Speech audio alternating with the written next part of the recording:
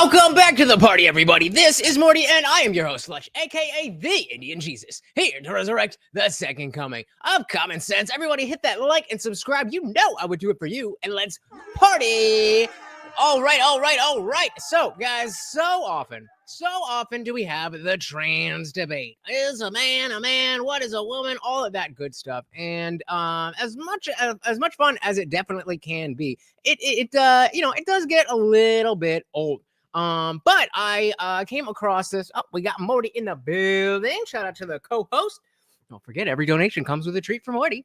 I came across this debate from about a year ago between Brad Polumbo and Michael Knowles of the Daily Wire. And it was Brad was a last-minute opponent. If you're not familiar, he is a right-leaning commentator dude. I'm pretty sure he's gay. Not he really looks gay, but you know.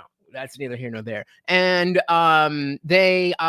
so he, somebody who is against the, woke mind buyers, came in to do this debate with somebody who was supposed to be also against the transes. But they get into a little bit more of a granular discussion here, since we don't have to fight over the basics. What is a woman? Is that really all of that stuff? And so it's really interesting and it'll be fun. So as always, guys, if you cannot hear the video, please do let me know. Ado, Mr. Knowles. Oh, Mr. Knowles.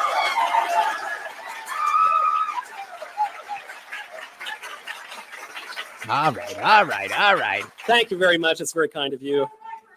All right. There they are. I didn't know. I thought they might have been stuck outside. We found them. All right. But I guess I was under the impression that I was opening the debate, and then Brad would follow, and then we'd have rebuttals. But I guess there was an opening aisle with the debate. Thank you very much. That to come off my clock. I didn't call. I want to thank my welcoming committee out there. Okay, here we go. I would especially like to thank Brad for pinch hitting after my original debate opponent withdrew. Brad came in at the last minute. I really appreciate it.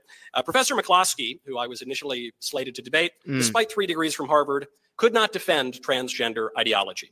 He knew my views. We had chatted about them. He repeatedly expressed his desire to debate. Then at the last minute, he withdrew because, I suspect, he felt it more prudent to concede than to lose in front of C-SPAN's cameras. Even a distinguished scholar could not defend the indefensible. My opponent tonight has a more middle-of-the-road position than Professor McCloskey. Unlike Professor McCloskey, Mr. Polumbo does not believe that so-called trans women are really women. He has admitted that they're men. He doesn't think we should trans the kids. He opposes men in women's sports. But he does address men who identify as women as she and her. And so that kind of is an introduction to where this conversation will be happening, a little bit different than your typical trans debate. Shout out to King Nirvana. Welcome to the party, sir. Very good to see you. Says everyone gently press like, please. I very much agree with that. Welcome again, guys. If you cannot hear the video, please do let me know. And he does think they should be allowed into women's bathrooms. This middle-of-the-road position makes even less sense than Professor McCloskey's. At least McCloskey is consistent.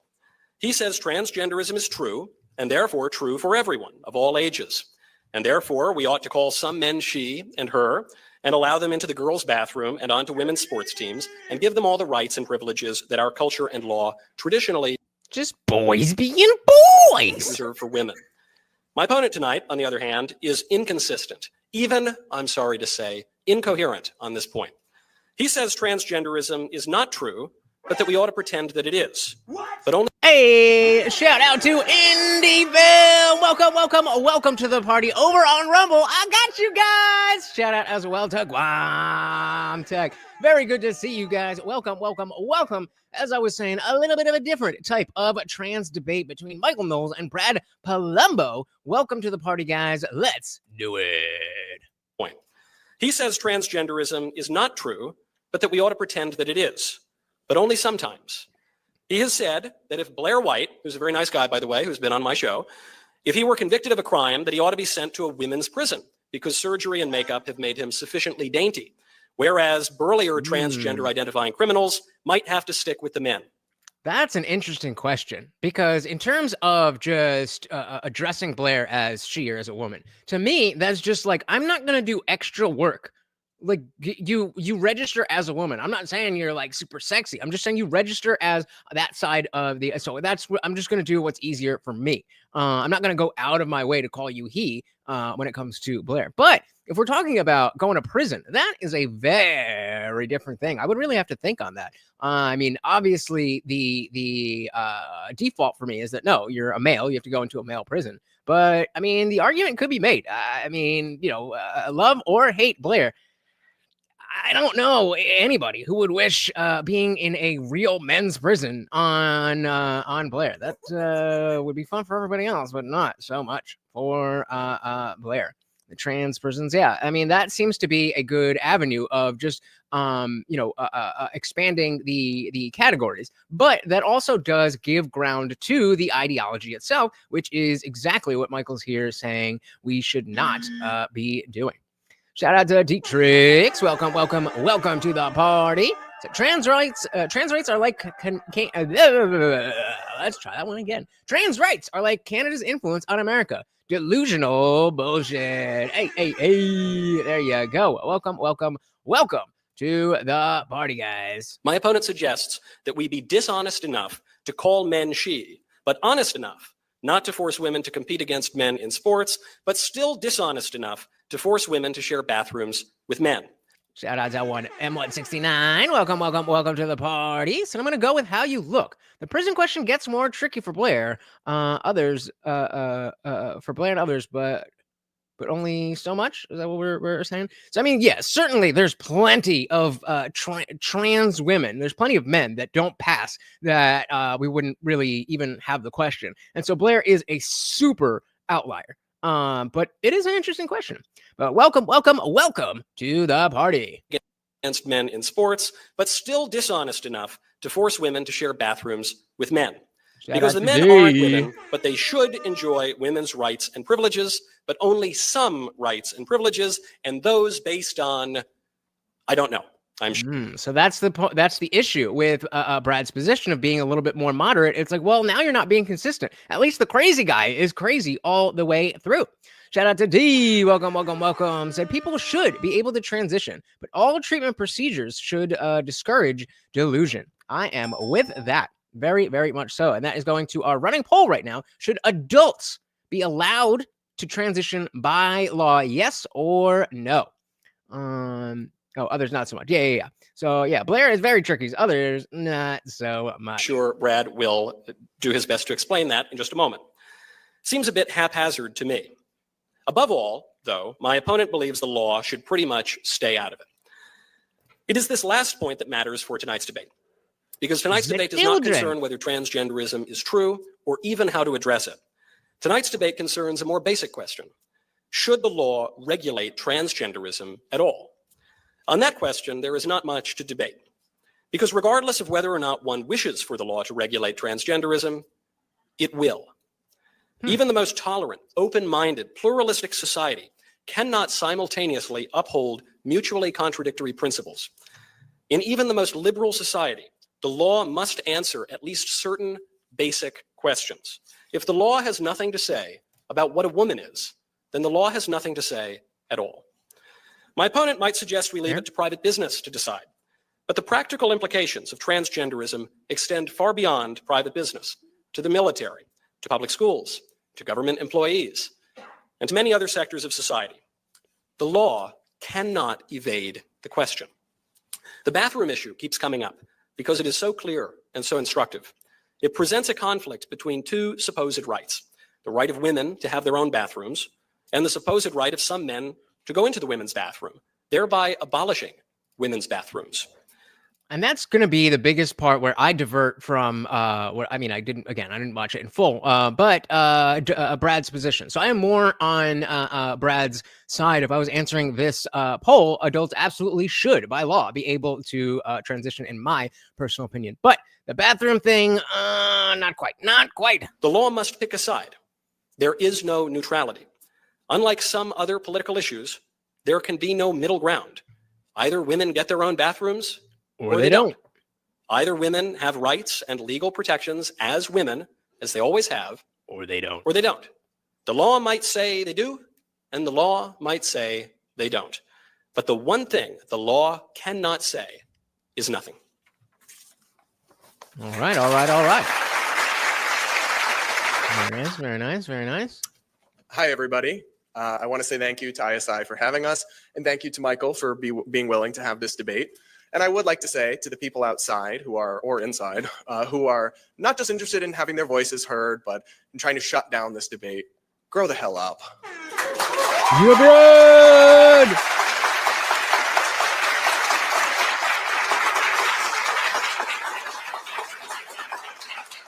The debate is happening, whether you like it or not. It's your choice to participate in it or bury your head in the sand. This is America. We have free speech, and I just don't really stand for anybody who would try to shut down the voices they disagree with rather than engage with them. Now, I want to start by pointing out something that might seem surprising, but I am a gay agnostic libertarian, yet I recently, or not too recently, found out that I have something in common with a Orthodox Christian conservative baker you might have heard of named Jack Phillips. You see, I met him a few years ago when he was the subject of a Supreme Court case because gay rights activists had harangued him into court trying to force him to bake a gay wedding cake. Then trans activists came and invented a gender transition cake and wanted him to bake that too. But when I met him, I realized we actually had much more in common than I had ever anticipated, because we both believe in pluralism, freedom of speech, and the general laissez-faire, live and let live idea of America, that we can have radically different worldviews and beliefs, but live in peace side by side, without either side trying to conquer or force the other side. I'm about that. I'm about that. Among 69 said, I'm not comfortable with being naked in the same space as a man who's not my husband. And that is absolutely not only the fair position, but the most common position. And the question becomes much more difficult when you are trying to balance these things, as Michael said, that if you just say, yeah, of course, well, you don't matter, M169, the trans people need a bathroom, so that's the way it goes. Or if you're on Michael's side and say, doesn't matter, trans people, men are men, women are women, then technically you are being more consistent. But I think that, Brad will do a good job of digging and seeing how, there is a through line in his position. It's just not as broad as Michael or the other extreme. Guantek said, I mostly want to say mind your own business except for kids, but that is getting increasingly hard to do these days. Yep. And if someone said voted no on YouTube, I was a whatever if an adult wants to, but it's a mess with males in women's spaces, and we do not affirm other mental illnesses.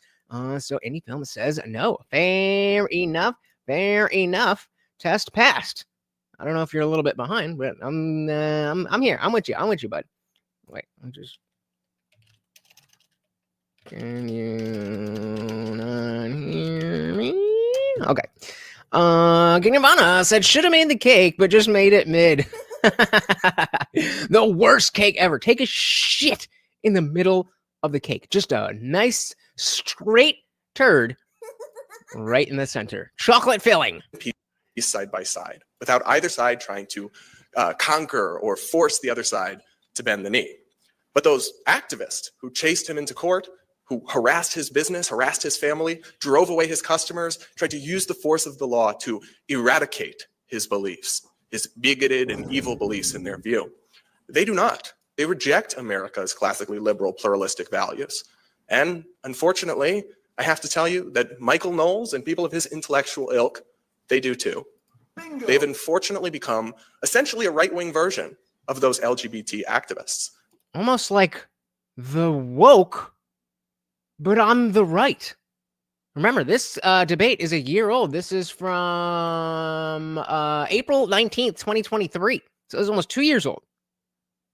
23, yeah, this is almost 2 years old. A little prophetic there, Brad.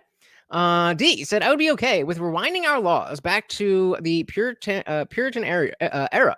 So I may not be the best person to be in this debate. Well, fair enough. I think definitely we want your ideas here. Just don't expect me to swallow them whole. But exactly as Brad is saying, we are pluralists and we should all be able to have our own ideas. Yeah, right. You're the old Amber Heard treatment. Who seek to use the state to police how other people can live their lives and restrict them from living in ways they personally disapprove of. You don't have to take my word for it. Michael recently said at a speech I'm sure you're all aware of that we should eradicate transgenderism from public life. Now, to be fair to Michael, he was not, as some of his critics have mischaracterized him, calling for pogroms or for people to be killed. But what he was calling for, and what he has called for many times in many other places, is to ban transgenderism, to ban adults from receiving medical transition treatments, to ban adults from using preferred pronouns and names in public, to ban adults from accessing facilities that align with their outward appearance. And even in the case of transgender TikToker Dylan Mulvaney, who I will admit is pretty cringe, Michael has called for Dylan Mulvaney to be institutionalized. That's what we do to serial killers who plead not guilty by virtue of mental insanity. We lock them up, deprive them of their liberty, take them away from their family. And that's what apparently folks like Michael Knowles think should be done to outspoken transgender adults, because he disapproves of their lifestyle, he disapproves of their beliefs, and he disapproves of their words. And so you can't really separate the fact that you are willing to lock people up and be or strengthen the arm of the executive arm of the law based on things that you don't like. Now, there's certain things, there may be different reasons why you don't like something, but if it's just because you don't like it, then that's not a good enough reason. Now, I'm not saying that is the thinking, but you have to game it out and play it out that far. And if you say no, it should be illegal, then that means that you are willing to put cross-dressers in jail just for wearing things that you don't like. And who knows? Me and any film here, maybe they'll just say if you are a man and you have long hair, that's transitioning straight to jail. You never know. You never know. Shout out to Leslie. Welcome to the party. So a million years ago, a child grew up to be a hunter or a child caretaker. I don't know why we have to get the state involved nowadays. If someone like Musk-born male wants to raise children, I say okay. Fair enough. Welcome to the party. We also got Matthew King in the building. So I kind of expect to see Theo Vaughn. Well, the other plan did fall through, but Theo Vaughn is another one that will get cut right out. But hopefully we'll get some clips and we'll be able to cover that. Or now that I'm dropping videos every single day, make sure you're subscribed and hit the bell. Then I can cover it in a video during the day. We will hope. Welcome to the party, guys. Very good to see you. Because he disapproves of their lifestyle, he disapproves of their beliefs, and he disapproves of their words. Now I'm here to suggest that totalitarian approach to debating social issues is fundamentally inconsistent with conservative principles of individual liberty, limited government, and the classically liberal society that conservatives in the US have always wanted to conserve. But it's also remarkably short-sighted. About 30% of the United States identifies as socially conservative. About 23% identifies as Catholic, which is Michael's faith. And I'm from New England, so that I know that a lot of those Catholics are actually pretty lived out. So what you have is a minority of the country, a small minority, that actually holds ultra-traditionalist beliefs on social issues. So if we want to start having the majority rules approach of suppressing lifestyles you don't approve of shutting down ideas, of banning ideas and lifestyles that aren't in alignment with your values, that is not going to go well for my friend on the religious right. Now, none of this is to say we must have a totally anarchist approach to transgender issues. It'll be I think anarchy. we can reasonably and fairly discuss questions about medical, societal, and perhaps even governmental restrictions on things like children making decisions for medical treatments they can't really consent to, that could have life-altering consequences. I think we can protect rules that ensure fairness in sports where it's applicable. I think we can navigate these nuances without depriving our American adult peers of the right to live their lives how they see fit in accordance with their values. Because that's the test of freedom. It's easy to believe in freedom for the people you like. It's easy to believe in freedom for your friends, for the people on your team. But you have to believe in freedom for the people you don't like, the people that give you the ick. If you don't believe in freedom for anybody. And unfortunately, the approach that Michael Knowles and his ilk advocate on these issues is inconsistent with traditional conservative values of individual liberty, and it would ultimately set the stage for their own downfall. So we should take a pluralistic and classical liberal approach to these issues. Thank you.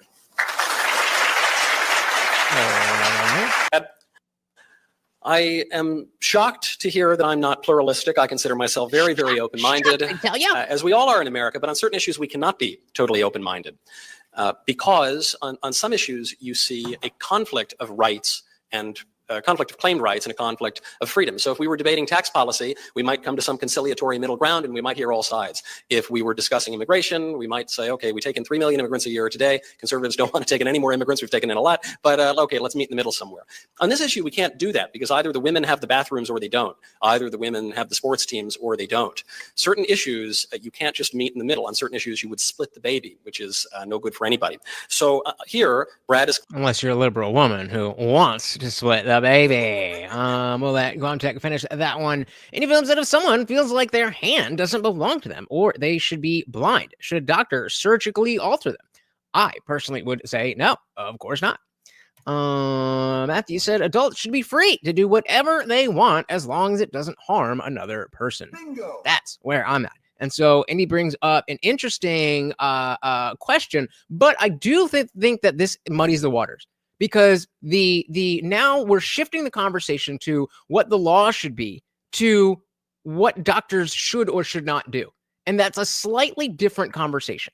And I think the heart of specifically this conversation is not about the Hippocratic Oath or anything like that. It's more about the cultural ideas around these things. And so maybe this is similar to what Glomtech is saying. He said, maybe we can keep transgenderism legal, but provide the education that it's going to be a very hard life. Remind them that free speech exists and they can't dictate other speech about them and give them the bathrooms. But if they harm anyone, they get massive consequences. I mean, yeah, I like how that sounds, but there's already really big consequences for the types of things that we're talking about with bathrooms, and stuff still happens. So that's we definitely don't want to say, well, people are going to do it anyway, so there shouldn't be no law. But that being said, we already have strict laws and people are still breaking them. So I don't know if just making it more is going to be enough, because a lot of times we're talking about people with deep sexual desires that, scramble their brains and make them feel like, oh, I can do this, or it's okay if I do this, or I don't care if I don't get away with this. I have to do it, or something like that. So I definitely feel where you're coming from. I don't know how realistic that is. Shout out to Bill Bradley in the building. Welcome. So we don't treat anorexia with liposuction. Body dysmorphia has never been treated with surgery before gender dysphoria. That's absolutely right. Yep. Matthew said there should be a therapy step before any life-altering surgeries, like multiple years. Yep, but the argument from that side is that, well, we don't have years. In a few years, I'll go through puberty, and then I won't be able to do the transition the way I want it to be, which is, too bad, in my opinion. But that is their argument. And he feels the problem with removing good limbs and being blinded, which actually happened. Those people then get on a disability for which I'm paying. We're all paying for it. Yep. And that's definitely not good. But, I do think there is space. I think there is space to have the discussion that transgenderism is a different thing than this. Not to say that I agree with that. I'm saying the conversation could be had in such a way that it is relevant and different enough in society to have its own carve-outs.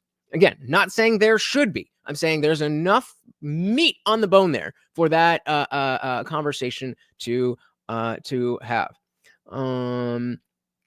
What else? Did I miss any of these here? He said, as long as it doesn't harm others, what if he or she has kids?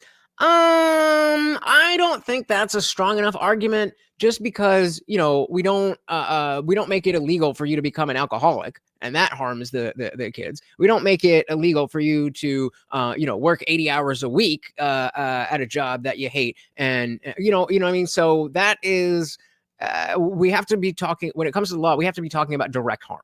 That just has to be the way it is. Bill Bradley said you should make the mind match the body. We don't treat body dysmorphia by making the body match the mind. Yep, indeed. Claiming the freedom of the transgender Did you have another one before this one? identifying people, men who think that they're women mistakenly, to enter into the women's Sometimes YouTube gobbles them bathroom. up. And what I'm defending is the genuine freedom and right of women to have their own bathrooms. Only one of those is going to win out. Only one of those is in accordance with reality. So I would just as soon defend the one that happens to align with the truth. Now, a lot of what Brad just said is not true. Brad said that America is very liberal and open-minded on these transgender issues. It doesn't seem to be the case. Exactly. There has to be direct and actual abuse, and like doing things that are not the most beneficial for your children cannot be illegal. That can't be illegal. Like I said, things happen in bathrooms, but their status helps protect them. Maybe they need a judge to be able to determine whether they pass or not to have women as freaked out about them in the bathroom. I don't know, man. I don't know. It does seem a lot simpler to just be like, nope, go where you belong. Go where you belong. That America is very liberal and open-minded on these transgender issues. It doesn't seem to be the case. According to Pew Research, 60% of Americans say that manhood and womanhood is determined by biological sex. And so I wish it were 100%, but 60% is not bad. It's a clear majority of the country. It's up from 56% just a couple of years ago, and it's up from 54% in 2017. So the American people are on our side on transgender issues because they have eyes and a brain, and the American people are increasingly on our side on these issues. As for the freedom of these people to mutilate themselves and to harm themselves, I wonder if Brad would extend that same conception of freedom to someone who suffers from a body integrity disorder. Body integrity disorder is very similar to transgenderism in that it involves people, usually early onset, about 8 to 12 years old, who will imagine that a healthy limb does not really belong to them, and they'll ask a doctor to cut off that healthy limb. That is exactly what any film's talking about. This would be medical malpractice today. I don't think any of us would want to allow some poor soul to have their limbs chopped off because of a disorder. We would want to give them psychiatric treatment. So I don't really see why the same principle wouldn't hold true here, especially considering the very harmful effects of the transition. The largest data set on sex reassignment procedures, both hormonal and surgical, reveals no mental health benefits whatsoever. This was in October 2019, the American Journal of Psychiatry. In fact, what the data set showed was that the transition made the patient's mental health deteriorate, at least on one point, which is anxiety. Rates of transgender regret are skyrocketing. Lord Robert Winston, surgeon and scientist in the UK. And remember, it's all what is the one came out, 2019 or 2018, right around then? And Scott Peterson, whatever it was saying 7 to 10 years is the hot spot. And right about 7 to 10 years ago, this stuff started popping up. So right on cue, we've been seeing more and more and more and more detransition stories, and you're going to see even more and more and more. Found that 40% of people who undergo what we'll call euphemistically bottom surgery experience complications. Many need further surgery. Quarter of the women who undergo top surgery feel uncomfortable with what they have done. This harms people immensely. It is growing. It is raging. The numbers of young people who identify with it have doubled in recent years, and that's why we shouldn't subject people to it. Thank you, Leah, for that very kind reminder that I've gone over time. And again, the problem with Michael's position is that he's arguing that it is harmful and that there is bad stuff that comes with it. But Brad is arguing about legality. And so they're talking past each other. And you just have to make sure that you're arguing on the same point. So if I'm Brad, I'm going up here and saying, look, I'm right there with you. I think it's all stupid, but we have to figure out what the laws are. And that should focus the discussion. And it is difficult. It really is difficult because if you are someone like myself who doesn't have a problem with people doing things that I don't like, as long as it doesn't hurt anyone else, then it is difficult to thread that needle. If you're just like, yeah, fuck it, I think it's wrong, and God said so, so whatever, then it's a little bit easier to argue that. Shout out to Equality and Deference because vaginas. I just shared the video. Thank you so very, very much. You guys know how much that helps, whether you think anybody's going to click the link or not, just by plastering it out there, just by hitting the share button and copying the link. You actually really help the channel out. So thank you, and welcome to the party. So this topic is very simple. Children should not have the authority to mutilate themselves. Adults should. Well, there we go. Equality. We know where equality and deference would come down on our previous poll. On this one, we have the question: if Blair White was sentenced to prison, which one should Blair go to? A men's prison, a women's prison, or should Blair be in protective custody? Which means being in, locked up in solitary, as if you've gotten in trouble and stuff. And so, yeah, I'm pretty much with equality and deference there on the idea that I don't like the trans thing at all. I wish nobody ever wanted to trans themselves, but I'm not in a position to look at the state, look at the government and saying, well, I don't want them to do this because there is potential harm. Because if that's the standard, well, there's a shit ton else that we don't like, that they don't like, that he doesn't like, that somebody doesn't like, that causes harm, that you absolutely would say should be legal, including getting tattoos, drinking alcohol, signing up for the military, all of those things. So equality, Blair White is a trans woman, so born a man, baby. In recent years, and that's why we shouldn't subject people to it. Thank you, Leah, for that very kind reminder that I've gone over time. Thank you. So King says, what is the debate prompt? So it's not a specific prompt, which I always say they should. But in the thing it says, should transgenderism be banned by the government? So that's the main question there. Bill said the law cannot single out a group for harsher punishment based on their membership in a group. You cannot make punishments harder on trans people. They would be subject to the same laws. Bingo. Exactly. He said, I think trans anything should be legally acceptable, but socially unacceptable. Bingo. Hell yes. Make shame great again. Dilly to that. Quality said, male prison. Bill said doctors should get charged with medical malpractice if they mutilate healthy tissue. And again, that's the other side of this discussion. And I generally agree with that. But I think that we are at a place in society where if it is such that people want this carve out, the argument has to be made why it shouldn't be there. I agree that it's not good, but when we're going to make a law, then it has to be articulated perfectly. Guantek said, I'd rather keep our freedoms even if it's more difficult. I said, shit, me too. So a few points to touch on there. But as to the question of polling, the American... Ooh, good one. Who said that? Bill said doctors should get charged with medical malpractice if they mutilate healthy tissue. And equality, a great question. Does foreskin count as healthy tissue? That's a very interesting question. Hey, shout out to Carl's Frosted Tips. KFT, the way to be. Thank you so much. Starting us off on our swole goal. Morty is feeling much better after the other night and is ready for your treats. KFT said, leave the kids alone. Treat for Morty. Thank you, sir. And of course, that makes you the new sponsor of the stream. Very much appreciated, guys. Don't forget about that swole go up at the top of the chat. Let's get Morty some peanut butter and book me up. Thank you, sir.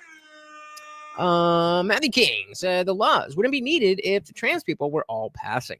Nobody would bat an eye at Blair walking into a women's restroom. The law is for people that are clearly not what they claim. Like old pervs that claim to be women, so they can change with the girls. Bingo. Agreed. I absolutely agree. I think if people really were passing, that's the thing, because you realize that it would cause way more like, what's going on here? If you saw Blair White in a men's bathroom versus if you saw Blair White in a woman's bathroom, you wouldn't look twice. And obviously if you stared, I'm sure you'd be able to. I think that's a man, but that's not typically behavior that you do when you're in the bathroom. You kind of usually do your thing and get on out. So very much agreed. Guys, if you would like to support the channel, head on over to TheIndianJesus.com for your very own official merch, including the patriotic Indian Jesus t-shirt. We got a whole bunch of other stuff too, only at TheIndianJesus.com. Guys, we do also have a Discord server that is absolutely free to join 24/7. We are in there hanging out, having a good time. We were just watching Severance earlier today, and after every stream, we go in for an after party where we don't have to worry about any YouTube censors, anything, and you are not stuck behind your keyboard. You're actually on screen with me and everybody else. It is a good time, and like I said, it is absolutely free. However, if you are a member of this channel here on YouTube, you can scroll right below the video, hit that join button. There's a few different tiers here, but it starts at just $2.99. Gets you members only live streams, which we do every week, and all that other good stuff. And like I said, opens up the full Discord server to include the after party. Come on through. It is a good time. Bill Bradley on the question of, does foreskin count as healthy tissue? So the issue with foreskin is that it falls under religious protections, and it debatably has beneficial physical health benefits, not the same. So when trans becomes a religion, then there's no parameters on what is and is not a legitimate religion in the eyes of the law. So if we're going to go there, then it is very easy for the Church of Trans to be erected, and then they say that these surgeries are their religious protections. So if that were the case, would you respect their religious protections? D said, however, we ban things because they cause harm all the time. It's just a matter of how much harm it causes society and others. We allow drinking, although heavily regulated. We ban riding non-street legal vehicles on roads because it negatively affects society. Very, very true. And so we have that's a perfect example of the notion that you should be able to do this thing. But the argument is there. So we've made a carve out where, okay, even though we have freedom and liberty, you can do whatever you want, you still need a license to drive this. You still need to be 21 years old before you get served. And I don't see how the trans thing is fundamentally different. It's just another issue. I mean, again, I'm not downplaying the gravity of the issue, but at the end of the day, the law comes down to the exceptions. Decent. I'm pregnant. I'm running on no sleep, so my arguments may not be intellectually consistent. I gotcha. Bill said there is conflicting evidence on whether or not there are physical health benefits to circumcision. That is what makes it different. So, okay, then what if it was confirmed that there was no physical benefits? So then you would still respect that under their religious practices, even though there was no, so you don't need there to be physical health benefits in order for something to be a religious practice. So if either you're saying it arguably makes things better, which we're at the point where arguably transing kids makes them better. Not my argument, but the arguments are there, and the people with the letters after their names and the studies in the papers, they say that stuff. And so this is why we need to dig into this conversation and not just trans good or trans bad, and have it more on the level that they're discussing, because you say these things, but when we use this standard where there's a lot of other things that come up that would fall under the purview of this type of law that I don't think any of us would be in favor of. And Willem said, passing is terrifying in the dating world. Not really. I mean, not really. Yeah, not really. You're good. Quality and Difference said, the trans ideology can simply class itself as theology, and ta-da! Bingo! That's what I said. The trans tards would simply say mutilation is for their mental health benefits. Bingo! Yeah, so I don't see how conceptually it is different. I'm saying both. Transing is to make the mind better, not the body. But we don't treat the mind. But okay, but that's not the question. So the question is, if you are saying, because your original statement was that any healthy doctors should be charged with medical malpractice if they mutilate healthy tissue, and so Equality brought up the foreskin, and so you're now taking this statement back, because you're saying there are some exceptions to mutilating healthy tissue. And so if there are some exceptions to mutilating healthy tissue, then what makes you the arbiter of what those exceptions are? Let me say again, I'm against transing people in general. I'm certainly against transing the kids, but the argument must be made. The conversation must be had. Shout out to 8J Singh. Welcome to the party. Said it says to have circumcised hearts and minds in the Bible. Well, that is for the Bible. But that again, if the trans theology were to be erected today, and they say in their Bible that you've got men must chop off their dicks and women must chop off their titties, where you at with that? Where you at with that? He said circumcision isn't a direct comparison to castration. Penises still function without a turtleneck. Right? Sure. Not making that argument, but we're still on the original statement of what Bill said. Let me just start it. Where are we? Okay, so this is specifically what we're drilling down on. So he said we don't treat any other mental health issues with surgery. Like all other mental health issues, we don't use surgery. Okay, but so are you walking back the healthy? Are you walking back this statement? Is this too broad of a statement to reflect your position, or no? Because if you're backing that up, again, I agree with all this stuff. The part here is about the words that we're using. And as Equality Never saying, the important phrase was healthy tissue. So, like, if we all just want to sit around and be like, yeah, we hate the transes, that's what I'm saying. We could do that all the live long day. But that doesn't seem as entertaining or informative of actually diving into this and see why is it that we should or should not make this illegal. So a few points to touch on there. But as to the question of polling, the American public's view on these issues is pretty nuanced. But I could also show you polls that say 60, 70% of Americans believe in anti-discrimination protections for boom. There you go, Bill. Mutilating healthy tissue could go into plastic surgery. Transgender people. In fact, I think the eradicate transgenderism from public life position, even as Michael described it, not as his critics do, is not going to poll high in America. And if all you have to offer to one extreme is the opposite extreme, you're actually making that opposite extreme more likely to succeed. Imagine if instead of running against gun control, you had to run on let people own nukes. Imagine if instead of running on let's not do socialism, you had to run on abolish Social Security, abolish Medicare, abolish everything. Obviously, you're going to be less successful at actually achieving power, at winning an election, at building a consensus to accomplish what you want to accomplish, which in our case, for example, is protecting children, protecting fairness in sports, these kinds of things, if all you're offering is the complete and opposite extreme.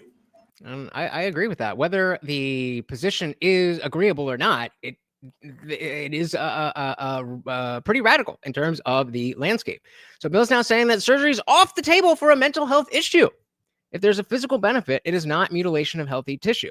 They do mastectomies to head off potential breast cancers. That line is already drawn. But this is so if I'm saying, so to use Indie Film's point, if I'm a woman and I'm depressed because I have a flat chest, then I'm specifically going to a plastic surgeon to get bigger titties so I can feel better about myself. That is mutilating healthy tissue. That is not giving a physical benefit. That is not doing anything different than the principles of what we're talking about with trans. And so again, you have to remember, I agree with you, Bill. I agree with you. But you don't get points just for thinking the things. You have to be able to say them properly, because I'm not the one that you have to convince. I'm not the one that you have to convince. And so I'm not challenging you for because I disagree with you. I'm challenging you because we all need to be able to articulate these things. And so the line is not already drawn. And as King Urbana brought up, piercings. You can get your clit pierced. That'll fuck your shit up. But it's legal. And you don't. I mean, it definitely could not be. I've definitely heard stories where it is. It don't work anymore. So again, it's not that I think people should be transing themselves. What I'm asking is for the articulation of the argument as to why it should be illegal. That is what we're talking about. AJ said, our minds have software and so on, all to snap our identity around a specific gender, usually the same as our sex. Are we to believe that our minds aren't complicated enough to snap into the opposite? Yes. Because you don't know what the opposite is. You don't have a frame of reference. You know more. You don't know any more about what it is to be Lutch than you do what it is to be a woman. So you don't have the ability. None of us have the ability to say my life would be better if it was X. You can't say your life would be better if you were me because you don't know enough about me in order to make that determination as yourself now. In the same way that if you have gender dysphoria, you don't have the experience to be able to legitimately think I would be better as the opposite gender because you've never been there.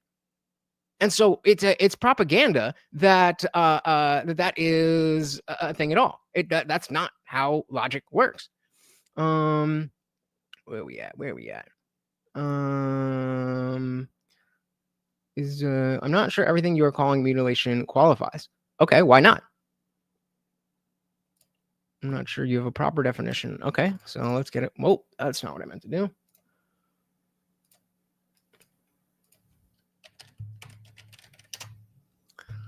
Mutilation. The act of, okay, that doesn't really help. Infliction of serious damage on something. The infliction of serious damage on something. Do you not have, if you get a boob job, just a run-of-the-mill boob job, is there not something to heal? If there's something to heal, then there's something that's been damaged. And so I would argue that I do have the correct definition. D said Christianity actually teaches that circumcision isn't a requirement. Paul chastised Peter in the Bible for requiring genitals to get circumcised. Based. Okay. I'm willing to accept your claim that our bodies know. I would ask you then to explain to me, how do you know that your body knows what it has never known? So Bill has his own definition here. Mutilation or maiming is severe damage to the body that has subsequent harmful effect on an individual's quality of life. Okay, so that fair, but I mean, you asked Blair White if she's had serious damage, and so this is now becoming subjective. You know, you could easily. I mean, there's botched circumcisions. And that definitely can have a subsequent harmful effect on an individual's life. You can have a fucked up boob job. Ooh, you remember 50 First Dates where the fucking chick comes in with the one giant thing and she had to make her own bra? I'm saying the words that we use are important, and I agree with your position, but that position means nothing if we cannot articulate it. We have to be able to articulate it. Sports, these kinds of things, if all you're offering is the complete and opposite extreme. And that's what Knowles and his company are offering. As far as bodily integrity disorder or the benefits to transition supposedly not existing, I'm not here to quibble with the scientific data. I'm not an expert in any of that, and neither is Michael. I'm here to say it's not up to us. You're a fully grown adult. It's up to So wait, are you answering my question, AJ, or are you asking your own question in the face of my question? you to decide what's best for you. And as far as chopping off your limbs and bodily disorder, no doctor in their right mind is going to do that. And whether you agree with it or not, it is the case that most doctors, most medical authorities, most medical bodies do recommend transition for adults with persistent gender dysphoria. So I don't view it as my place or our place to get in the way of that relationship. If that's what they want to do, if that's what will make them happy, who are we to second guess it? Who are we to tell them how to live their lives? I don't want the government policing my wardrobe, my speech, what pronouns I use. I don't want the government telling me what I can believe, what I can say, how I can live my life. If you don't want that, you have to respect that for transgender adults as well. Yeah, you don't have to like it. You just have to respect it. Quality and Deference said, I hope Bill knows we fundamentally agree transtardation is stupid. We are opposed to government stopping on people over a one-dimensional definition of health. Take an example of breast reduction. Some women naturally develop huge honking tits. Nice. This can cause problems like back pain. The tissue itself is healthy, but the breast gets reduced. I mean, equality is on point tonight. But yes, worth repeating again that I hope Bill knows we fundamentally agree. We fundamentally agree. Transtardation, to use equality's word, is bad and stupid and wrong and should not be a part of our society. It should all be subject to shame. It should be all of that. What we're doing here is having the discussion. And so we don't just because we can end the show here and be like, you like trans? I don't like trans. All right, later, guys. See you guys next time. But that doesn't really help us. So that's really what we're doing. Sorry, I missed. So AJ said, did I miss another one? The universe created life that got complicated enough to make a new universe. What did we know through our whole history of mankind that made a conscious decision for it to be this way? What is what we know about human history have to do with our minds being software and being able to snap into the opposite? Yeah, shout out to Dolly Parton. Listen, I would say Blair White's surgery was harm because it took healthy genitals and made them non-functioning. Well, I'm pretty sure she's still got a dick. But even if not, again, that's not what you don't have to make the argument that it's bad to me. You have to make the argument that it should be illegal. Those are two different things. Matthew said the one thing feminists got right: my body, my choice. It's a shame they threw it out the window when it came to other things, but broken clock, right? Twice a day, right? And he films it 20 years ago. Dr. Creed at first do no harm. Now let's make some cash. Yep. Bill said breast reduction is not mutilation. These examples are in general not mutilation. I understand that, Bill. I feel like you're trying to argue with me. I'm being the devil's advocate for what people would argue. And so if you're just going to say, well, I don't count that. Okay, fair, but that doesn't get us anywhere in terms of a discussion. That doesn't get us anywhere in terms of the laws. I agree with you that breast reductions and transing yourself are not the same thing. But what we think, just feeling like, whatever, that is that's not what we're here to do. And again, we could just end the show here because we all agree that, clearly transing yourself is way worse than getting breast reduction. But that's not what we're doing. You never have to apologize for talking too much. AJ said, entropy rules all of physics. The world made life that can then make a new universe with our modern and developing tech. That happened in the face of entropy. But is the universe an open or a closed system? Entropy is for open or closed systems. Bill said that is mutilation. If you make someone's genitals non-functioning, is actual mutilation, not breast reductions. That's not mutilation. Again, I understand that this is your position. If you say this to a trans activist, then this is not going to be this is not going to be anything. So if this is all you have, agreed. That's not what we're doing. Quality said, Bill is playing a game here where he just excluded everything he doesn't like from mutilation. Originally, he said healthy tissue. And that's what we're saying. So I agree with you that breast reduction is not mutilation. But there are people who would make the argument that it is. And you're just saying, nuh-uh, it doesn't count. And I'm saying you have to make that argument. You can't just think that, even though I agree with you. You have to make the argument. You can't just say it's different. Make the argument. I can live my life. And if you don't want that, you have to respect that for transgender adults as well. All right, I'll start with a question for each speaker, and we'll have a medium free-flowing conversation moderated by my gavel.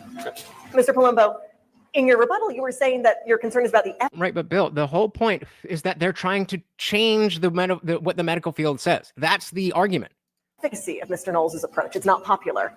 I'm curious both whether you think he's right and he should just be differently strategic in how he approaches it, and whether it's always ineffective to make an unpopular point plainly and honestly or kind of as a feint? Should the anti-abortion, pro-life movement have responded to kind of the backlash after Dobbs by kind of hiding their commitment to a pro-life cause or by openly making the arguments? Yeah, so I think it's both. I don't fully agree with Michael's positions, but also from a pure tactical position, I would say it's wrong to run on the opposite extreme. A good example of this is, you want to use the abortion context. I live in Michigan.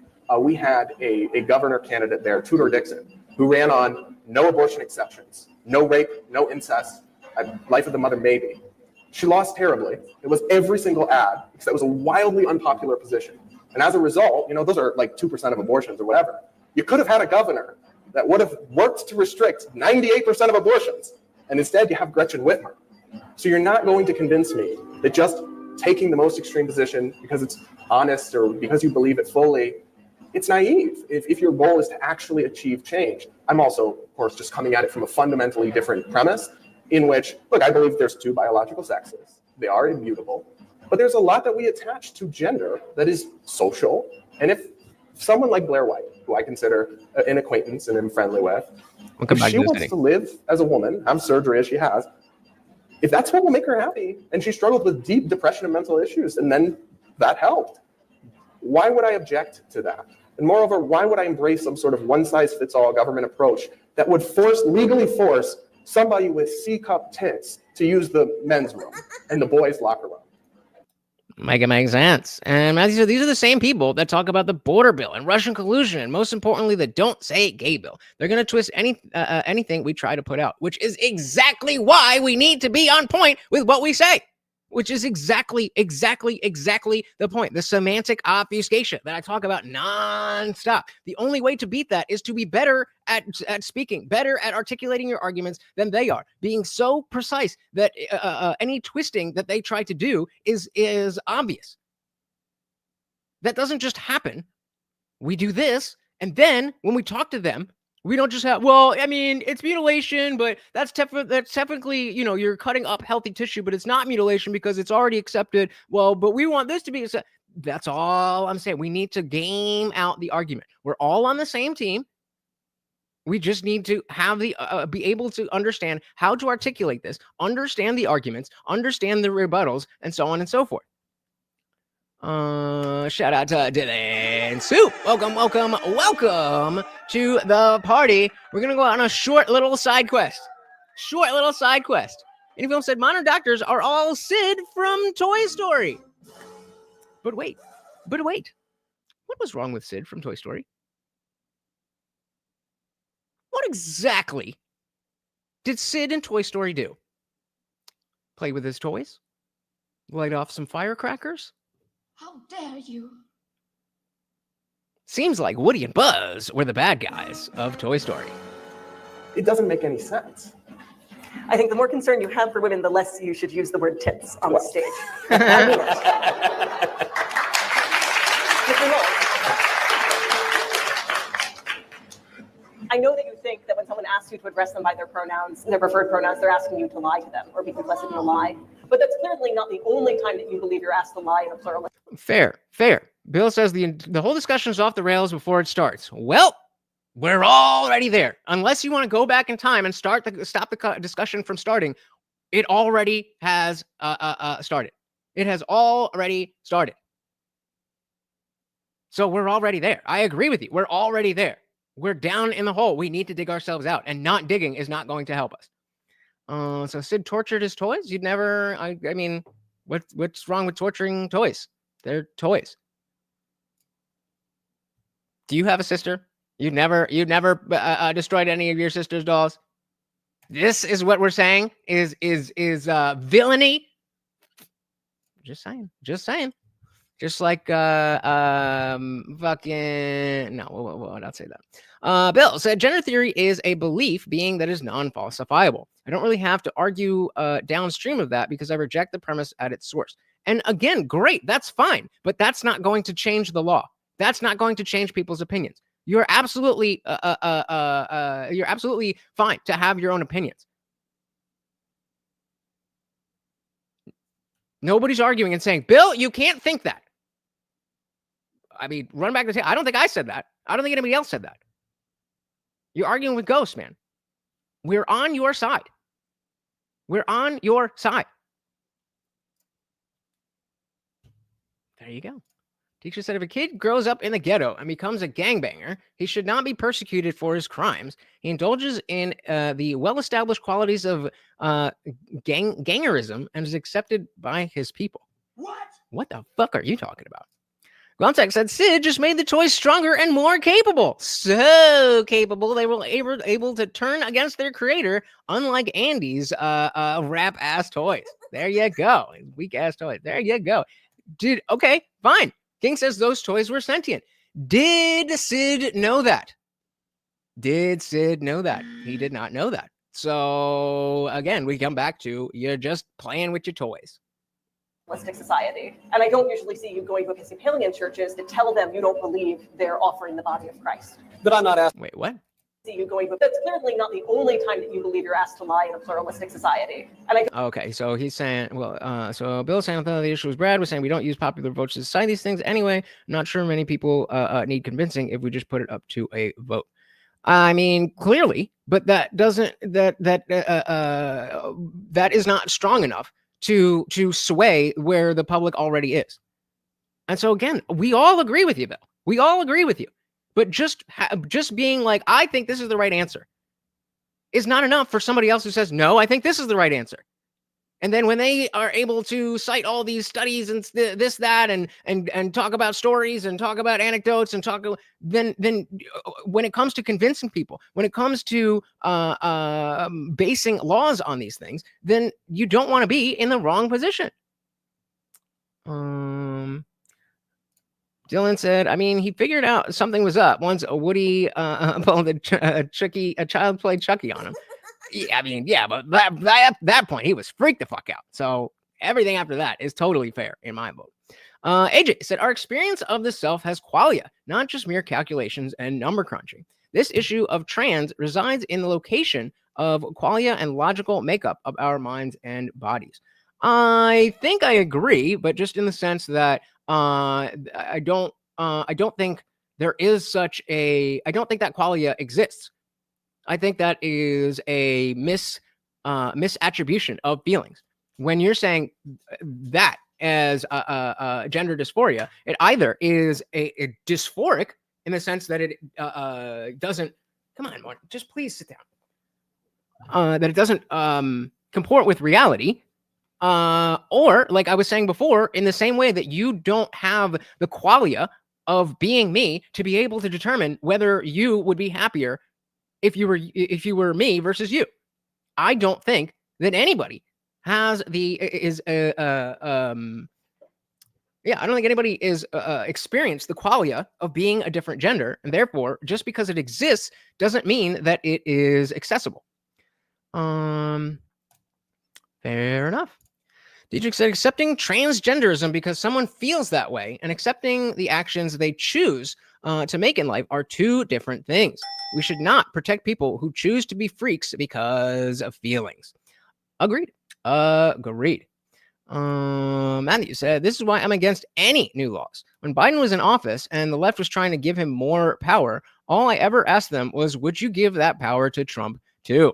Very good. That's a good rule of thumb for any type of legislation. Like, like when they were talking about packing the courts. You sure you want to play that game? But that's clearly not the only time that you believe you're asked to lie. Shout out to Philosophy Friday. Remember, qualia being that there is something that it is like to be that thing. So the being a rock, there's no qualia that it is to be a rock, but there is qualia that it is to be a person, and there's a different qualia to being Lutch versus being AJ. King said, like Milchick, use too many big words. Childish folly. Well, you know what? Just dream sweet, my child.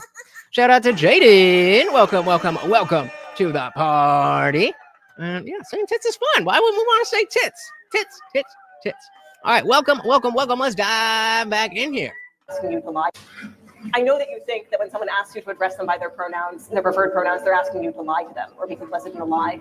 But that's clearly not the only time that you believe you're asked to lie in a pluralistic society. And I don't usually see you going to Episcopalian churches to tell them you don't believe they're offering the body of Christ. But I'm not asked to go to Episcopalian churches, mercifully. I was going to ask, why? But that's a higher stakes question for you, right? Where is Christ present? Where is he not? Why is this the issue where you want to bring the force of law, the force of your voice, to contest this disagreement among the many you have with your neighbors? Well, because Good question. Good question. Let's shout out to Autumn. Welcome, welcome, welcome to the party. Said that's offense because The Rock disagrees. All right, fair enough, fair enough, fair enough.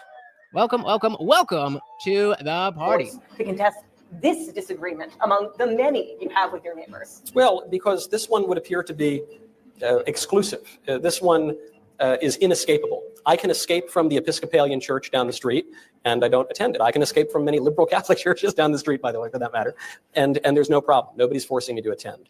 But on the question here, women will have bathrooms or they won't. Women will have sports teams or they won't. And I will engage in conversation with people because we live in a society. We're not atomized individuals, and no man is an island entire of himself. So when I am to refer to somebody, especially as a matter of public life, if I am not permitted to refer to him and her as her, I am being forced to lie in my regular everyday life. Contrary to what Brad suggested, I am not a totalitarian, I'm not an authoritarian, I'm not against pluralism or whatever, but there are. Jaden said, I want to buy merch from you. Well, lucky for you, we've got a whole website here with plenty of stuff, including, this was the one I was showing off today, but we got more than shirts. We got a whole bunch of stuff. We got stickers, we got mugs, we got bags, we got a notebook. You can even get an Indian Jesus phone case, only at TheIndianJesus.com. Thank you for asking, sir. Certain issues on which one side has to win and one side has to lose because they can't exist together at the same time. So Brad points out that Blair, who's a very nice guy, as I pointed out, might feel better by being allowed to go into a women's bathroom. I'm skeptical of that. None of the data, which I always think are ridiculous, but I'm happy to cite social science when it backs up my point. But all of the data that we have suggests that there is no mental health benefit whatsoever from these sorts of surgeries and from the hormone therapies. So I'm skeptical that we make feel any better. But then I have to ask, what about the women? What about the women who would very much like to have their own bathrooms? Wouldn't that make them happy? Don't they have some rights? I want to press you here because you're falling on the bathroom example when you've also talked about involuntary commitment. And I think on the spectrum of where the law intervenes, the bathroom is both kind of the least charged issue to kind of fall back on, and saying at a certain point of delusion, I think someone who disagrees with me on this issue should be confined. I want to hear you defend that point rather than the bathroom access. Well, I think that what's very important here is prudence. This is one of those forgotten virtues that people in our highly ideological age think that we need to have a manifesto written in 5 bullet points on a napkin to answer every question. But for example, if someone is a man who has fallen into the transgender rabbit hole, and for him it is, as it historically has been for pretty much everybody, a sexual fetish, a paraphilia of cross-dressing that is largely driven by pornography today. Mm-hmm. But that man still understands that he's a man. This is just a little weird thing that he does at home, and it makes him have a thrill, and okay, fine, we live in a fallen world. I wouldn't suggest we need to commit that man.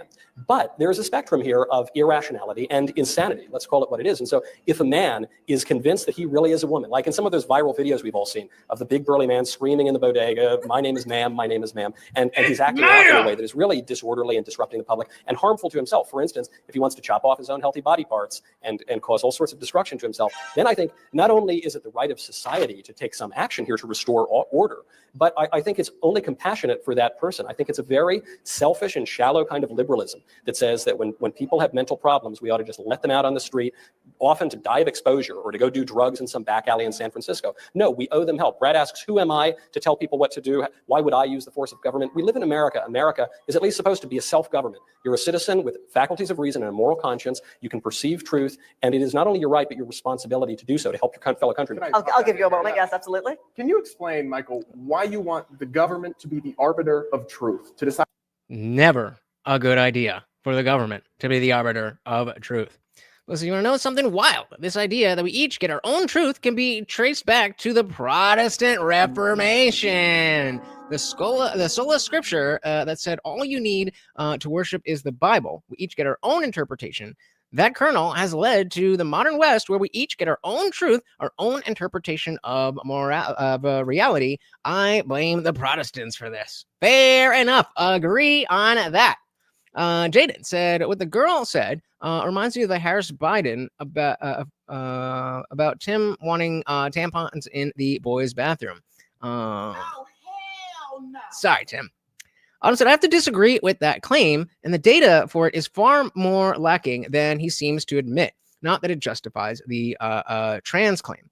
I read Ray's study, for example, and while I agree these people exist, the study, in my view, was poorly done, as it usually is. And that is, I mean, to be fair to him, he did say, I don't trust these things, but I'll use it when it works in my favor. So, I mean, he did kind of undercut his own point there, but good point to bring up. So it's very narrow in its research, and we all could be wrong and should be open to it. I dig it. Anyone said there's no government truth, your truth, my truth. There is only the truth. Yes, sir. Yes, sir. Decide what beliefs. I mean, I've lived through the government tell us there were WMDs in Iraq, lied to us every which way about COVID. And you are saying that the government and the people that run it should be an arbiter of truth and then should involuntarily commit and basically lock people up who don't meet their perception of the truth. Can you explain to me, as a matter of prudence, how that could possibly be a good idea? Well, I'm not saying that the government is the arbiter of truth. Of course not. But in this case, you are. And that's the issue that I mean, unless I'm wrong, I could be wrong. But that seems to be what the issue was between what Bill and I were just talking about. That it's two slightly different things, and that's why they're talking past each other. But we have civil authority to establish and to enforce laws. And so we can either establish and enforce laws on the basis of pure will, a man who says, I very much want to be a woman, and so that's what we're going to do, completely divorced from reality and the moral order. Or we can establish and enforce laws as a matter of interpretation, to believe that there is such a thing as objective reality and a moral order and a natural law that we are then translating into the civil law. Traditionally, in our country and in all states, we have pursued the latter. In our age that now seems to be increasingly untethered from reality, where people will mock the very notion of objective truth, we say that cannot happen. But to my points earlier, the law will say something, inevitably. The government is not some foreign entity. We live in America. We have some say in our government, even still today. And the law must necessarily say something. Either the women get, the reason I keep going to the bathrooms is because it's just so clear, but you can use the sports teams, you can use. I think the involuntary commitment one is relevant, though, because I think, this is not the level of force that Mr. Polumbo is worried about as worried about. Well, I suppose, right. I mean, bathrooms are smaller scale, but what I would say is that these issues are complicated and they should be decentralized. Let a business decide their own bathroom policies. I've been to a lot of places in liberal cities that solve this by having single stall unisex bathrooms. Fantastic. Don't have a one size fits all solution. Just ram them. I'm going to stay on the commitment question for a second, so Mr. Polumbo can field a question himself. Certainly the government does draw lines around some people who should be committed, whether due to risk to others or sometimes risk to themselves. I'm curious how you, Mr. Polumbo, feel the government should respond. Is it right to commit someone for treatment for anorexia, which does not put them as a danger to others, purely because we believe them to be a danger to themselves, to have a false belief about their body? I think there has to be a very high threshold for civil commitment. We've seen it horribly abused in the past in this country. But I think it has to be a direct danger to themselves or others, right? Their physical safety. So trans or not trans, if somebody is a danger, a suicide risk, or if they're a threat to others, then we can discuss involuntary commitment. But what we're talking about here is essentially saying, well, we think somebody has deluded and wrong beliefs, so they should be locked up. I mean, that would have gotten that's the approach that had people wanting to lock up and kill Galileo for daring to suggest that the Earth was not the center of the universe. I don't think we all know the truth. That's part of the process of discovering the truth. And let me just say, and I'm not saying this, but a large swath of the country thinks that the Catholic faith, believing in a God, is a deluded belief, is a delusion. Should they want to have you committed? No, the majority of Americans still believe in God. Not jokes. Wait, whoa. Did he just say the majority of Americans still whatever? Because you're walking right into the slavery argument, man. Or I mean, keep it in the medical realm. We used to do lobotomies. Delusion. Thank you, Jaden. One of these days I'm gonna have to do a show off. I got my arms, I got a chest piece, all of my legs. We gotta do that one day. But thank you. Autumn said, Michael, majority opinion doesn't determine reality. Exactly. Bill said they can make direct threats an actual criminal act and they still don't get committed. Well, that is its own issue. I definitely think that is not how things should operate.